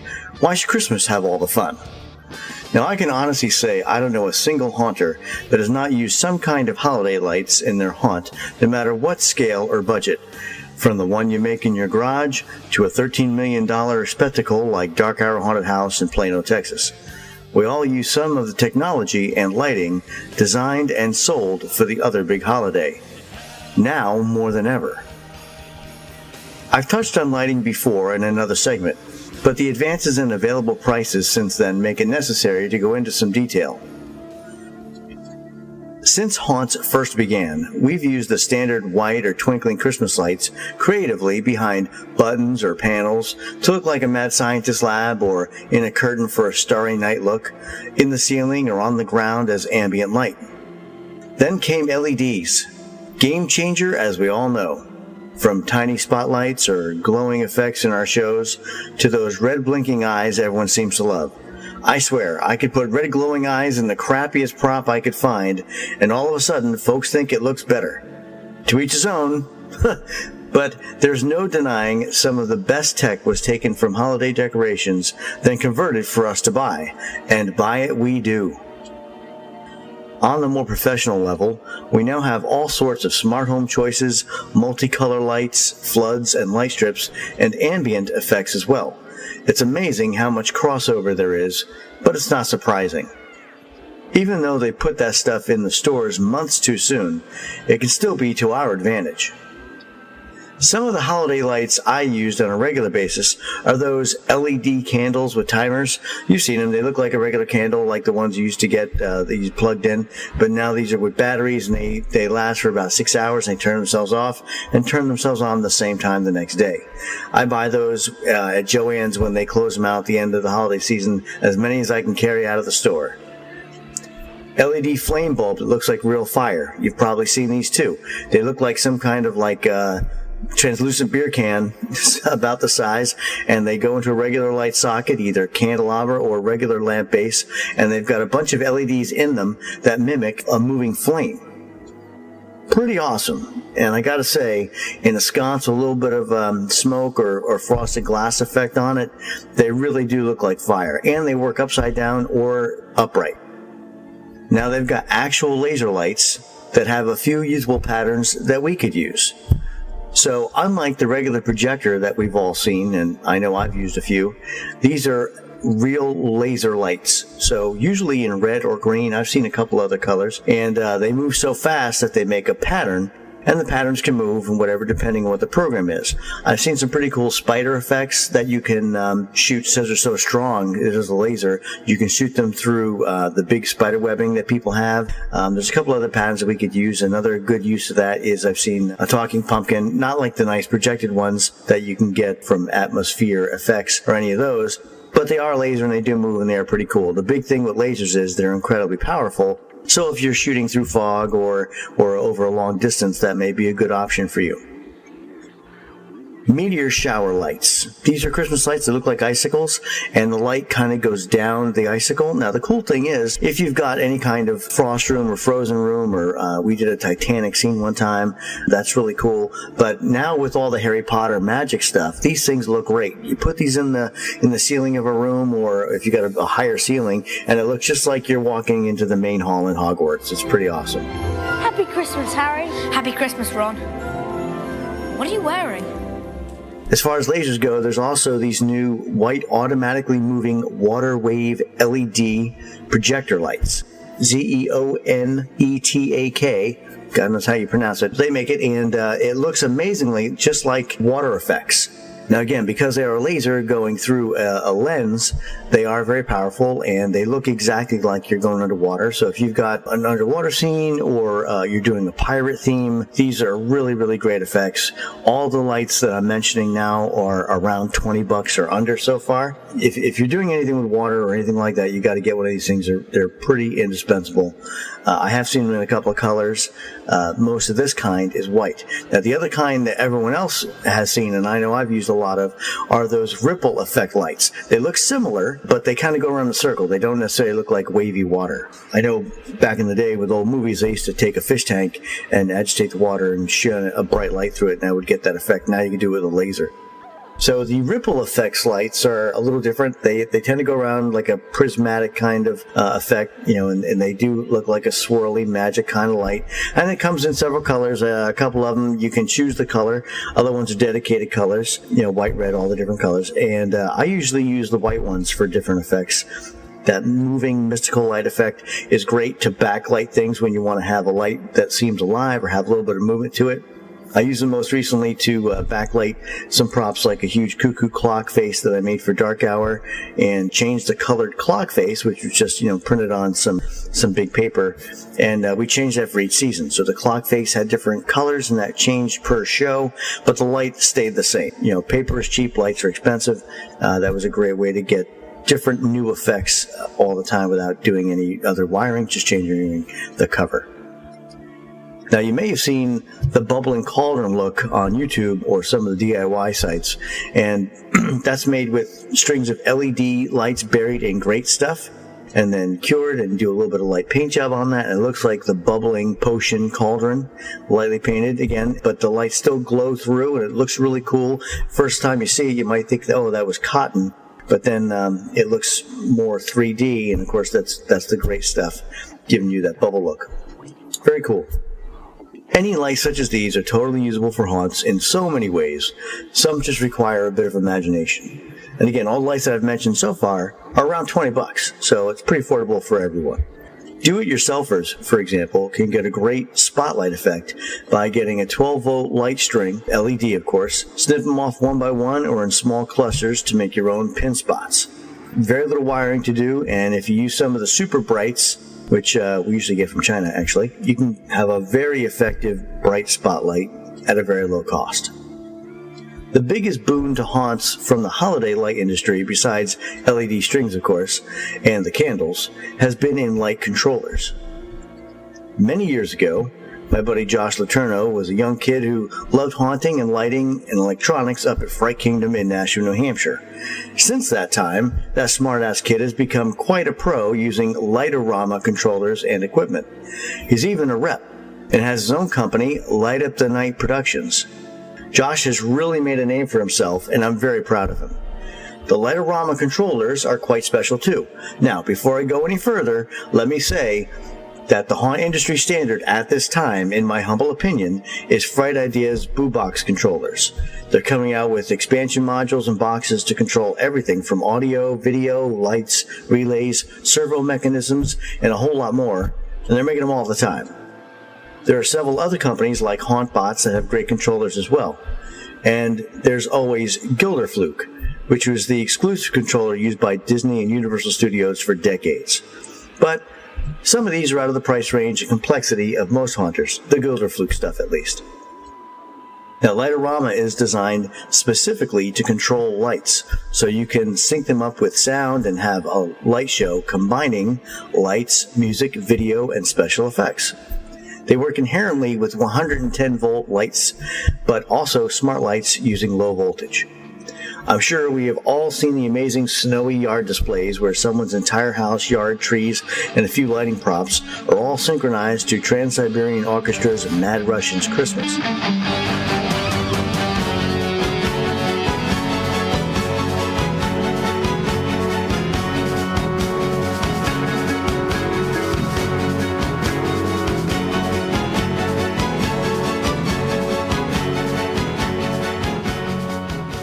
These controllers come in several types: dumb, smart, or advanced pixel controllers. As smart home devices and Alexa hubs become more common in everyday homes, the ability to program these advanced effects also becomes more accessible and easier to create. Light-O-Rama has this part down. This is from their website. What's a pixel? It's a light you can make any color of the rainbow. Light-O-Rama pioneered show pixels with our cosmic color ribbons and floods. We've been on the cutting edge from the beginning as we help you to dazzle the crowds. Dumb pixels? Think of an entire string, ribbon, or flood being any one color you need. Smart pixels? Any light or group of lights along the ribbon or string can be any color at any time and under your total control.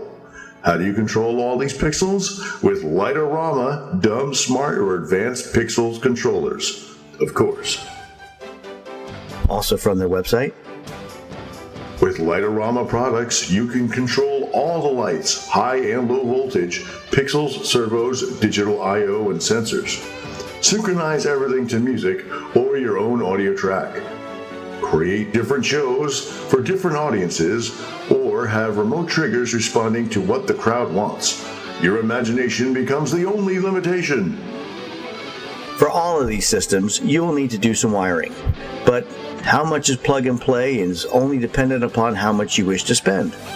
If on a budget, you can buy the parts from their website and piece together your own lighting system. Some soldering is required. Program the whole thing manually or on your computer, then dump it into the controller, press a button, and you're in showbiz. DIY light controllers. Looking for a great way to brag how you assembled your light controllers from almost nothing? Lightorama has a line of high voltage control kits. All you need is some time and know-how to solder. Or you can use your PC/laptop, run the whole thing from there, buy some equipment, plug in the modules, draw your program in sync with the music, which is my favorite part, click a mouse, and you're in showbiz. Showtime Central. Aren't ready to dedicate a computer and sound system to your display? Our Showtime Central allows you to run all of your controllers and broadcast the audio on FM radio.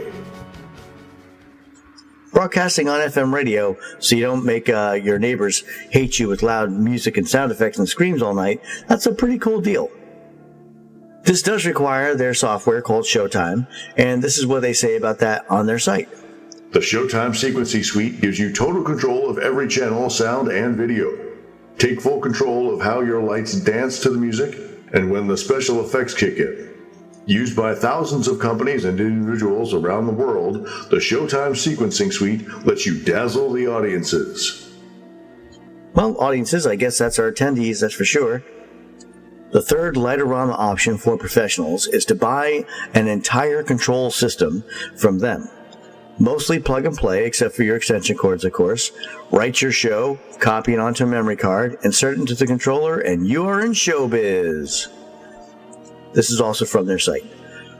Professional controllers. Working at the professional level? Need controllers that can withstand the hard knocks of continuous field use? Our commercial-grade controllers are meant for the demanding users. This is the most expensive way to go with the least amount of work. Now, here's perhaps the coolest part. The programs are in the software and are set up in such a way as to draw your house, or more precisely, the lights you're using on your house. Then you can light each element you have drawn in sequence to music or speech or sounds you choose, then play it to see how it will look in real time. Now, while that is cool, there are also a lot of blogs and haunt groups that have already made shows that you can trade or download, then adapt for your show. For holiday sequences, you can also purchase pre-made shows right off the Lightorama website, showing what lights are recommended and using your own licensed copy of the music, wink wink. Now, when it comes to licensing music for home haunts, no biggie, but pro haunts need to get some kind of ASCAP or BMI licensing to avoid problems later on.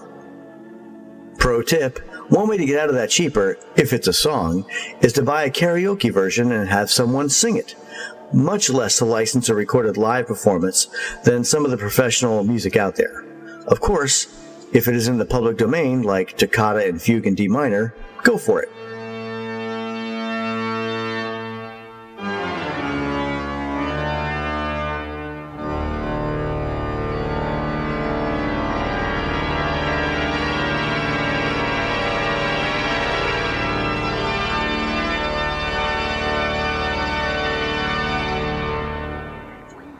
Well, look at the time. Okay, we'll wrap up this segment. In future episodes, we'll talk about more aspects of professional haunting, their methods, philosophies, how-tos, and so much more. But I see our moments here are up. So until the next time, be safe. This is Wick Ed Gannon, www.somethingwickedproductions.com, saying, have a wicked day. when you're skating on the moat and somebody bites your throat. Merry Christmas, Merry Christmas. Then a relative appears who's been dead 200 years. Merry Christmas, Merry Christmas to all you boys and girls.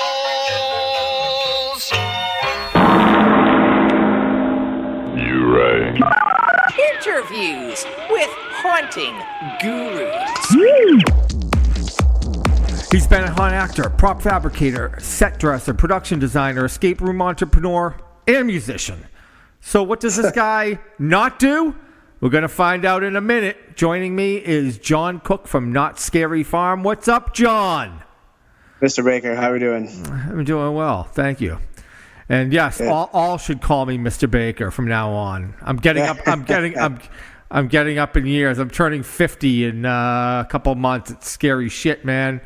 Not good. Not good. Yeah, I broke the 30 mark. I mean, I'm like, what happened to my life? Yeah, it's all. Yeah, you think it's downhill, and then you hit 50. Oh man. Yeah, it's all right. I still feel like I'm 20. Mentally I do. I know physically. Well, that's all that matters, right? Yeah, physically I'm breaking down, but mentally, yeah, I'm like 21. So John, your main gig now and has been pretty much for the past 14 years working at Knott's? Yeah, I started as a scare actor in 2005 at Not Scary Farm. What was your first character? Do you remember what you played? Yeah, it's kind of funny. I think they typecasted me there. I was casted as a delinquent punk rock zombie in this really cool like zombie high school maze that they had back in the day called Hatchet High. Was that like a reoccurring character that you did they keep kind of working you as that character no, into different haunts? I think I just look like a shithead, so they put me in that one. They got perfect role for this guy. A delinquent zombie. Perfect. Yeah, that's always scary when they're like, this is what I think you would be. And you're like, oh no. Is that what that's what you think? Man, come on. Right. Just the role for you. Yep. So you started out as a scare actor playing the punk delinquent. Yeah. Now, also a cool story of how I started at Knott's. I went and applied to be a scare actor, and I was actually turned away. For whatever reason, something didn't gel there, and they actually turned me away as an actor. And I had a buddy who worked in the carpentry department, building the haunted houses, and I was definitely determined to work this event. So I actually took a job first as a carpenter, and then once I got my position there, building the mazes in my uniform, I just walked back over to the staffing center. I was like, oh yeah. They sent me over here to get a role, in the event as an actor, and then they just penciled me in as delinquent zombie. You were doing construction and haunt acting for the first couple of years you were there, or? For about the first 4 years, I did both carpentry and the scare acting, and then I from there transferred into. They have a prop fabrication / set dressing department, so I transferred into there. And then I did that for a couple more years, and then eventually I just went full into the production side, and I stopped doing the scare acting stuff just to kind of focus more on production and the management side of things. When you're working as a carpenter there, you're doing a lot of a lot of the rough cuts, and it's like being a finished carpenter versus being a Yeah, well, they actually have a scene shop where they have finished carpenters working, and those are the guys, very, very skilled at carpentry, and they're building the facades and kind of the more intricate set pieces. And I was more on the in the field install crew, so we were kind of just putting the floor decks down, putting the 4x8 walls up, and doing more of that kind of stuff. Where is the bulk of this construction taking place? It is right there on property. They have like a hangar there, or how? Kind of looks like a hangar. Yeah, it's just a big warehouse spot there in the back lot of the theme park there. That's where they have their scene shop, which has carpentry, paint department, and an effects department. So any of the the pneumatics or any of that are fabricated out of there.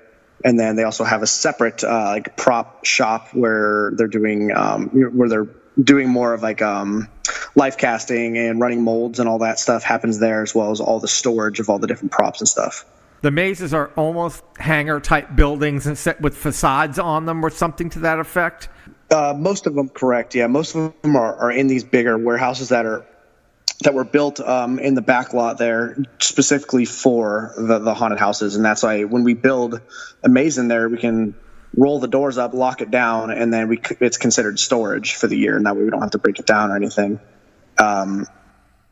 And that appeases the city and the fire department on that side of stuff. And then there are a couple mazes that are still inside the park, and those have to come completely down every year and put back up. How many mazes are happening in one season? Around 13 attractions. How many scare zones? 4 scare zones, and we also do some re-themed rides as well sometimes. The log flume, you guys do over that? Yeah, I got to do the log ride last year. It was a lot of fun. How did you end up, moving into doing set dressing? I had a friend who was in the department, and it seemed like they always were doing the fun stuff. Like they were the ones in there, bringing the bodies in and getting to do all the cool gory scenes. And I just one year thought I would take a shot at it. And that department, they have a lot of artists and stuff in there, but they also needed a couple grunts to kind of get in, and just like what they consider loading in the mazes and just kind of moving stuff around. So my first job in props was kind of that, where we were doing more of the grunt work for the department. And then I kind of started to realize I have a little bit of an eye for this haunted house stuff. And then I kind of just started to take on a larger and larger role within that department. Did you end up like working underneath someone, one of the other artists? Was there a mentor in there somewhere that kind of took you under their wing and taught you the ropes, or did you just kind of pick up stuff from everybody? Well, what's really cool about Knotts is they primarily hire from within. So anyone that was above me kind of started where I was, and they have a really good culture of helping each other out and teaching everybody. When I got into that department, I had no experience in any of that kind of stuff, but I did learn mold making and casting and different mediums and materials to use for fabrication and even welding and all kinds of stuff that I had no experience in. So definitely learned a lot in my couple of years there. And then also doing the band stuff, I'm able to travel and meet a lot of other haunters and visit a lot of other locations, and watching a lot of YouTube tutorials and all kinds of different stuff, just trying to kind of soak in as much knowledge about this industry as that I can. What do you have the most fun doing? I would say right now I'm in a pretty cool position where I'm art directing. So after I'm designing the mazes, I get to spend time with all of the departments and just kind of lending my vision to what the maze should be, and working with everybody. So it's kind of the best of all worlds coming together there. Which one are you working on now? They haven't announced it yet, and I don't know when they're announcing the one that I'm currently doing.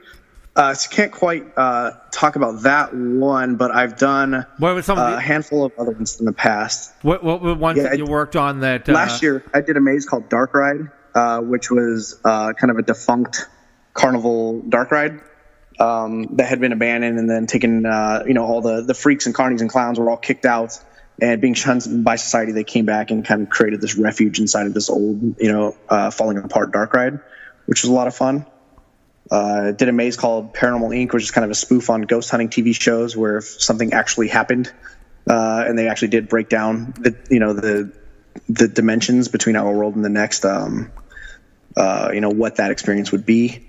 I did a zombie laser tag experience called Special Ops Infected, where we handed guests laser tag equipment and sent them through this survival course, which is a lot of fun. And last year I also did a maze called Trick or Treat Lights Out, where we handed guests, we used the Gantt and Torch technology, and we handed guests flashlights, and they got to walk through the maze with these flashlights that we were able to control. Explain to me how those flashlights work.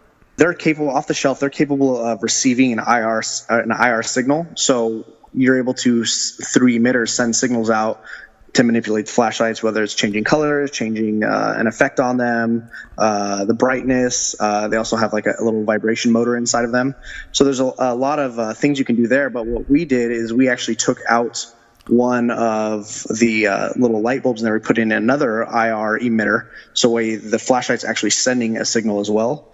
And we were using that to trigger effects throughout the maze. So that way, when guests got right in the perfect position, they'd shine their flashlight at this prop, we can then animate it. So we would get really cool timing off of those effects.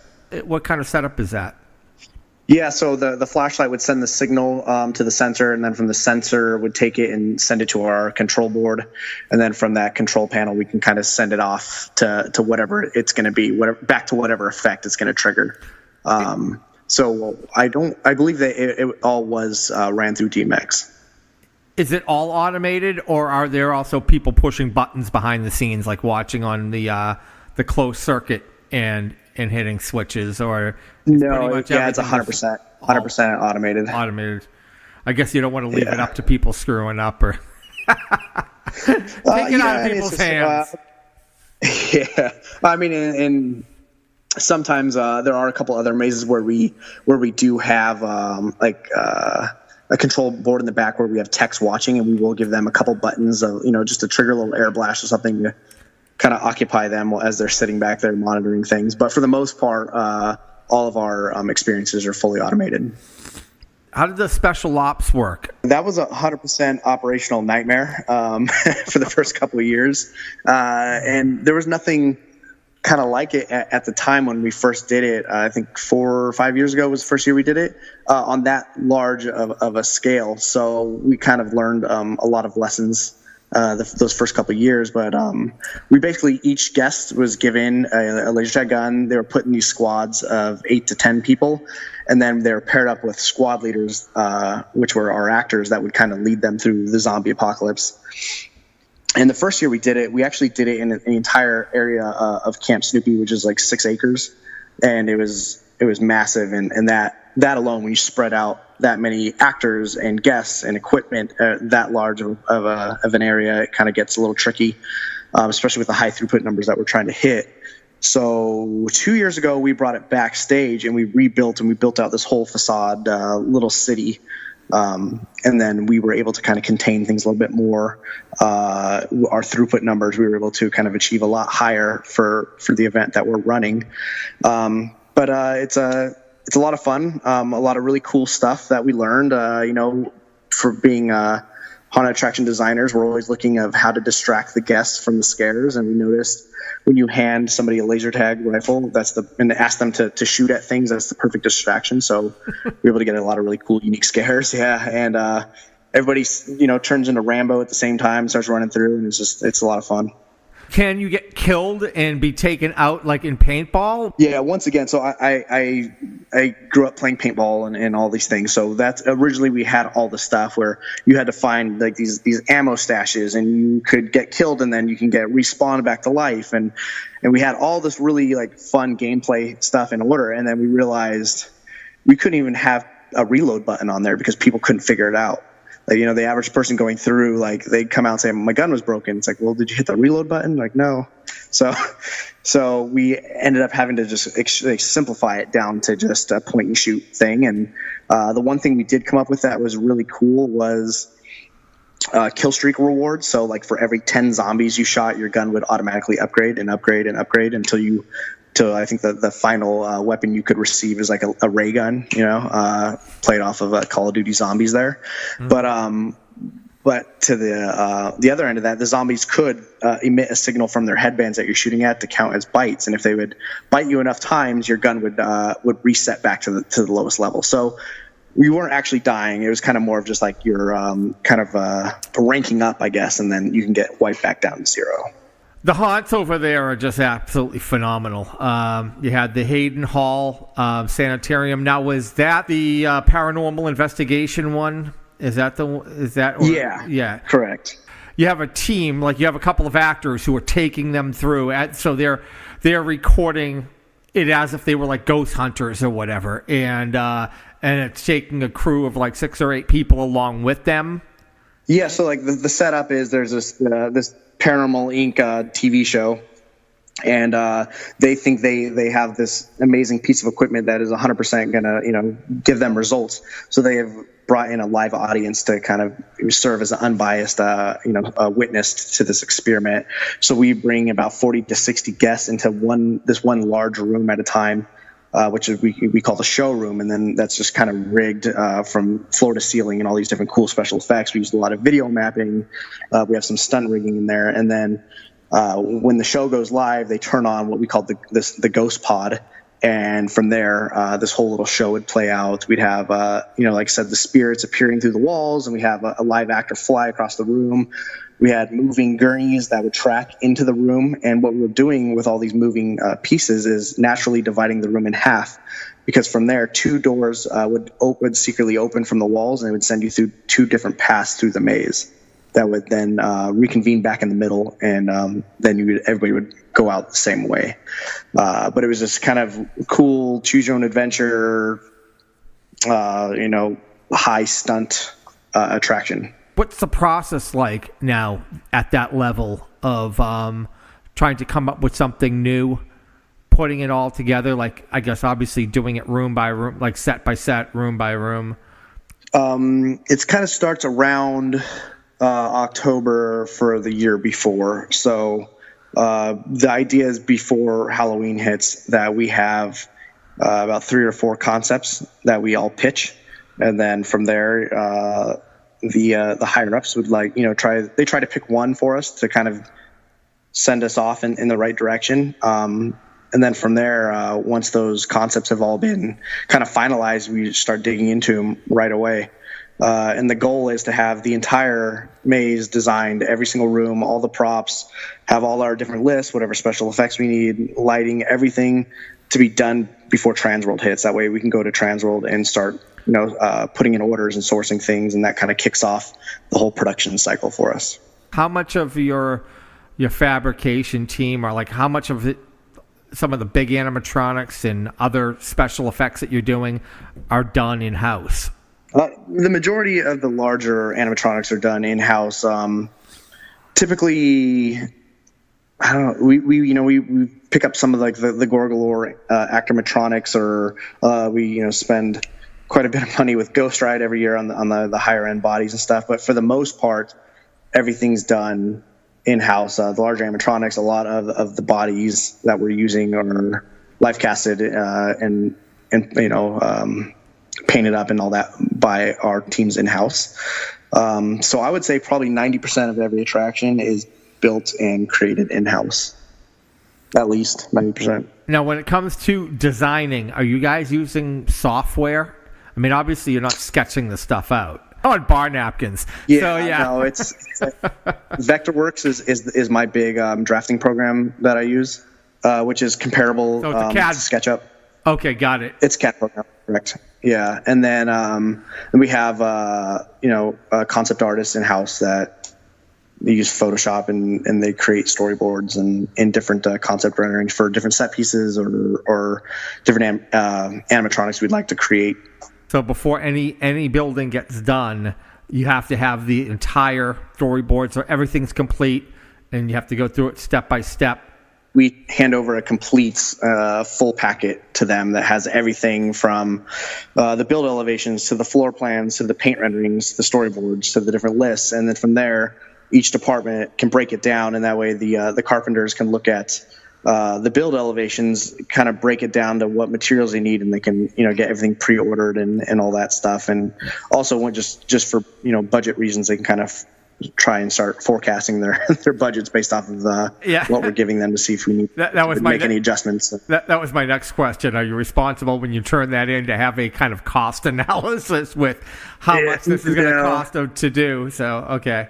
No, but I mean, every year, if as designers, we try to actually not design with a budget in mind, so we're not limiting ourselves before we even get started. Yeah. So usually there's a couple things that come back like, really? It's really what you want to do? That we have to kind of go back to the drawing board. And how long does that process take on average? Is that like a 3, 4, 5 months? What would it take you guys typically from scratch to turning in your entire packet? Typically, it's about 3 to 4 months, I'd say, from the time we get the green light to when it's 100% done, about 3 to 4 months. And it could be faster, but it also, it'd be nice to have even more time than that, but that's usually what we aim for. You're doing some escape rooms as well. Is that right? You own your own? You branched out? Correct. Yeah, I did open my own escape room called Black Market Escape Rooms. We have our first show. It's called Murder Co. We bill it as the first rated R escape room. We have that out in Upland, California. The Murder Inc. It's like it's a one room.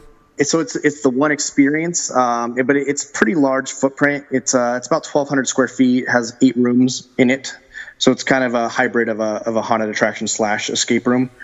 But the idea is that it's this high society murder for sports ring that you've signed up to participate in. So when you show up into our lobby, you get to actually choose which killer you want to have as your host for the evening.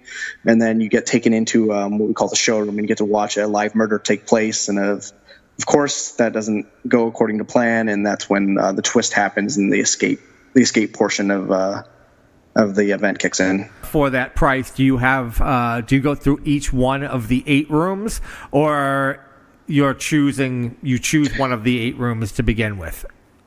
No, yeah, the 8 rooms is all the one attraction, so you can go as far as you make it, basically.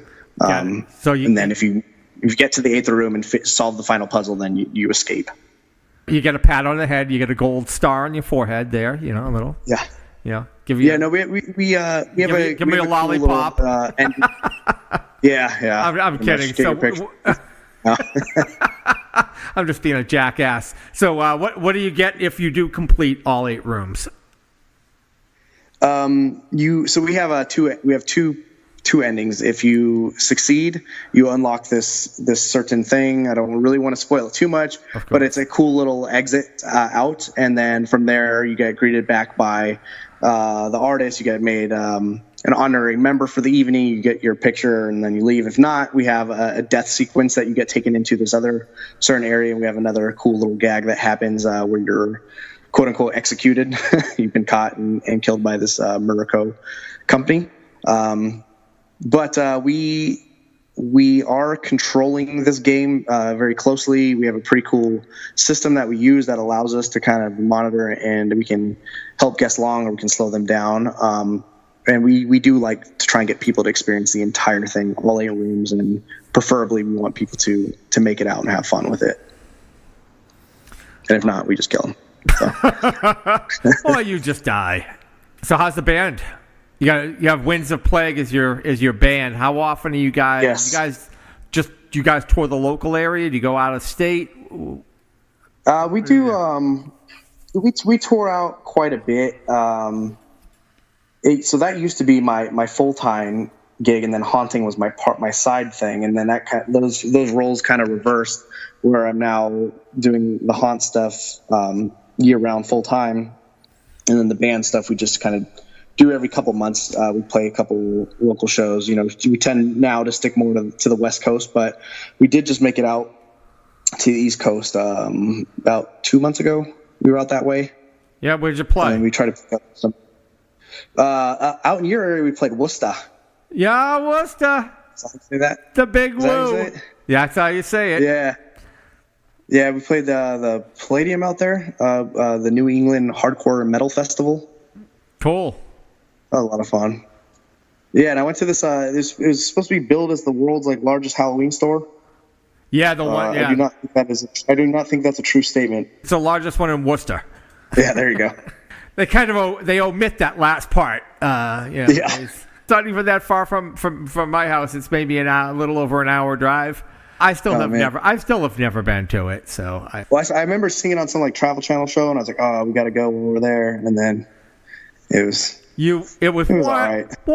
Yeah, I mean, I'm a sucker for any Halloween stuff at any time of the year, so that was cool, but it was an expensive Uber ride for that. That's all. Next time you see that on the Travel Channel, you can throw your beer can at the TV and go, that's not that piece of shit. I've been there. It's a lie. It's a total sham. It's a sham. Before we wrap up and let you go, because I'm always the set dressing and that type of the prop building are always the things that I love to work on and things that I love to talk about. Any little tips, tricks, techniques, things that you've learned from dressing a set that you can maybe share with us? One thing I learned that a really cool like blood, and I don't know. I mean, this could be common knowledge among haunters. I don't know. I haven't seen it come up too much, but there's a really cool blood formula where you take any kind of clear coat in a can, and you just mix in like different food colorings, like go heavy with red, a little bit of blue or green, and you get a really nice cheap perma blood, if you will, where you can put it on and it stays and looks wet, has a nice finish to it, but it's a fraction of the cost. So food coloring and clear coat.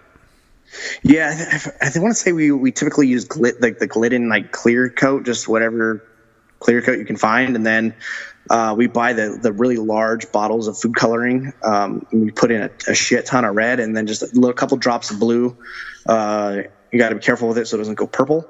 But mix that up, and we throw that stuff everywhere. And that's what we go to for our economy blood, and then we'll use perma blood or something else for the more prominent spots. But if you just need to make a big bloody mess, that clear coat stuff works really well.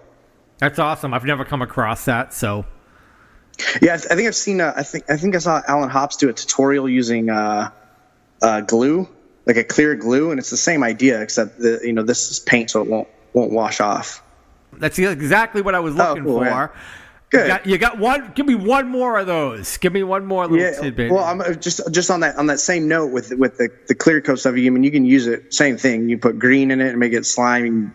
We do black and have it dripping off of pipes and stuff, and you get a cool like rust look with it. It just adds a nice wet look to that kind of stuff. But let me think of having. There's another alternative to Vacuform that we came across that I really like. It's called Pulp Art, pulpartsurfaces.com, and it's the same idea as Vacuform, but it's made out of cardboard, and it's awesome. Like, this stuff's great. It's very easy to work with. The pieces that they make all interlock, so you don't have these weird seams, or you don't have to make your own seams. But that's another really, really cool product that we came across that we use on everything.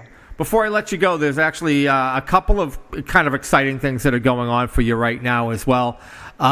You were just working on a theme park in Indonesia, is that right? Yeah, I currently am working on two. There's a theme park company out there that are opening 2 new theme parks in Indonesia, and doing permanent year-round haunted attractions for them right now. Now, do you actually have to go there, or are you just doing all the work, kind of being able to do the design process and ship it over, or do you have to be in Indonesia? I'm working on this remotely at the moment, but we have started discussing myself and a couple other members of the team going over there when they start building to help art direct, project manage. Don't spit on the streets over there, by the way. Is that a thing? You'll get caned. Be careful. Okay. I'll remember that.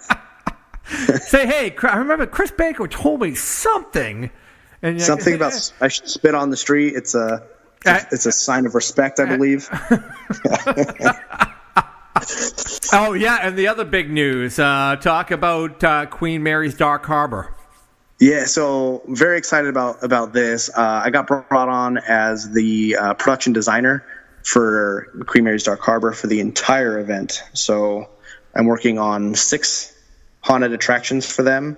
And I don't know how familiar you are with that event, but one of their big things is it's a pretty big drinking event. They actually have 13 themed bars, so I'm also designing those as well. Now you're talking my language. Like that. Now you're talking my language, Johnny. That must be a massive undertaking. How do you freaking get anything? So wait a minute. Are you doing Queen Mary's and now you're still working for Knott's as well, or did you have to leave Knott's to go to Queen Mary's? I left Knott's the beginning of this year, just because I wanted to go do the escape room thing, and I just kind of wanted to to try out a few other things, which I ended up pretty much leaving Knott with the contract in hand to design it as an independent contractor. And then from there, a couple months later, I met with the Queen Mary folks, and we hit it off, and they ended up hiring me to do their event as well. So I'm actually doing both of those events, as well as Indonesia, as well as the escape room and the band, and I have a 2-year-old, so it's a busy time for me at the moment. Are you happy though? Yeah, no, I love it, and that's I think as stressful as it is doing it, I think I'd be more bummed out or even more stressed if I said no, because I would be saying, oh, I could be doing this. So making it all work, making it all happen, putting in the hours, putting in the work, and hopefully be able to enjoy it quite a bit here in a few months. Right now, I'm also part of this. The Queen Mary job is I'm running the art crew there. So same thing, the set dressing. So I'm back to doing that, and I'm there 40 hours a week working with that team. And that leads right up until that opens in September, and then usually I have a nice little break in October where I can actually go and travel and enjoy a bunch of different haunts and enjoy all the festivities of the Halloween season. And then I hope there's some downtime here in November in talking about doing some band stuff, but no, probably not, and probably just keep on keeping on. So outside of Knott's, what are some of your favorite haunts to hit that are somewhat local to you or within a drive? Oh man. We have an event called Delusion out here, which is phenomenal. They rent out these different cool historic locations all throughout LA, and they put on these really, really elaborate immersive experiences. They always have a really cool storyline, and lots of stunt rigging and special effects, and that's just a really neat, unique, independent haunted attraction company called Delusion. And then also, I always go to Universal and get to check out all those cool IP attractions. Reign of Terror is another really good independent haunt out this way. We have Sinister Point coming back, which is good. But I've done a lot of traveling, and I've seen a lot of really great haunts throughout the country. So there's a lot of really cool companies doing a lot of really cool stuff out there. Sounds like you got to get your resume posted to monster.com because you're not busy enough. So I don't want to hold you up so you can get that taken care of. Don't forget, I appreciate it. Cover letter is important. The cover letter is extremely important. All right. Yeah, I think after this season, I'm just gonna throw it all to the side and just drive Uber because that seems a lot less stressful at the moment. Thanks for carving out a few valuable minutes out of your schedule. Now, I'm a big fan of the show. It always helps get me in the mood to work on this stuff. So I appreciate it, and it's an honor to be on the show, man. Thank you. Oh man, the honor is all on this side of the table. Nah, I appreciate it. All right, thanks, brother. We'll catch you around the net. All right, Chris. Thanks. Are you satisfied now, you fools? You better be. Anyway, scream outs go out to Deb Carter, who is helping us out with the monthly prizes. To Craig Hoffman, who's helping out with the Hauntcast group. If you're not a member, find us over there at the Evil Book of Faces. Search for Hauntcast.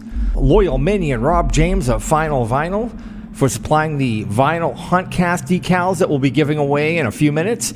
And Audio Zombie for providing soundscapes and sound effects CDs, as well as Nelson Bairos of Life Ape for providing the 20% discount code for you minions.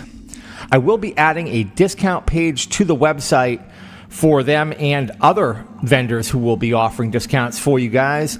But in the meantime, email me or message me via Facebook if you need the code right now.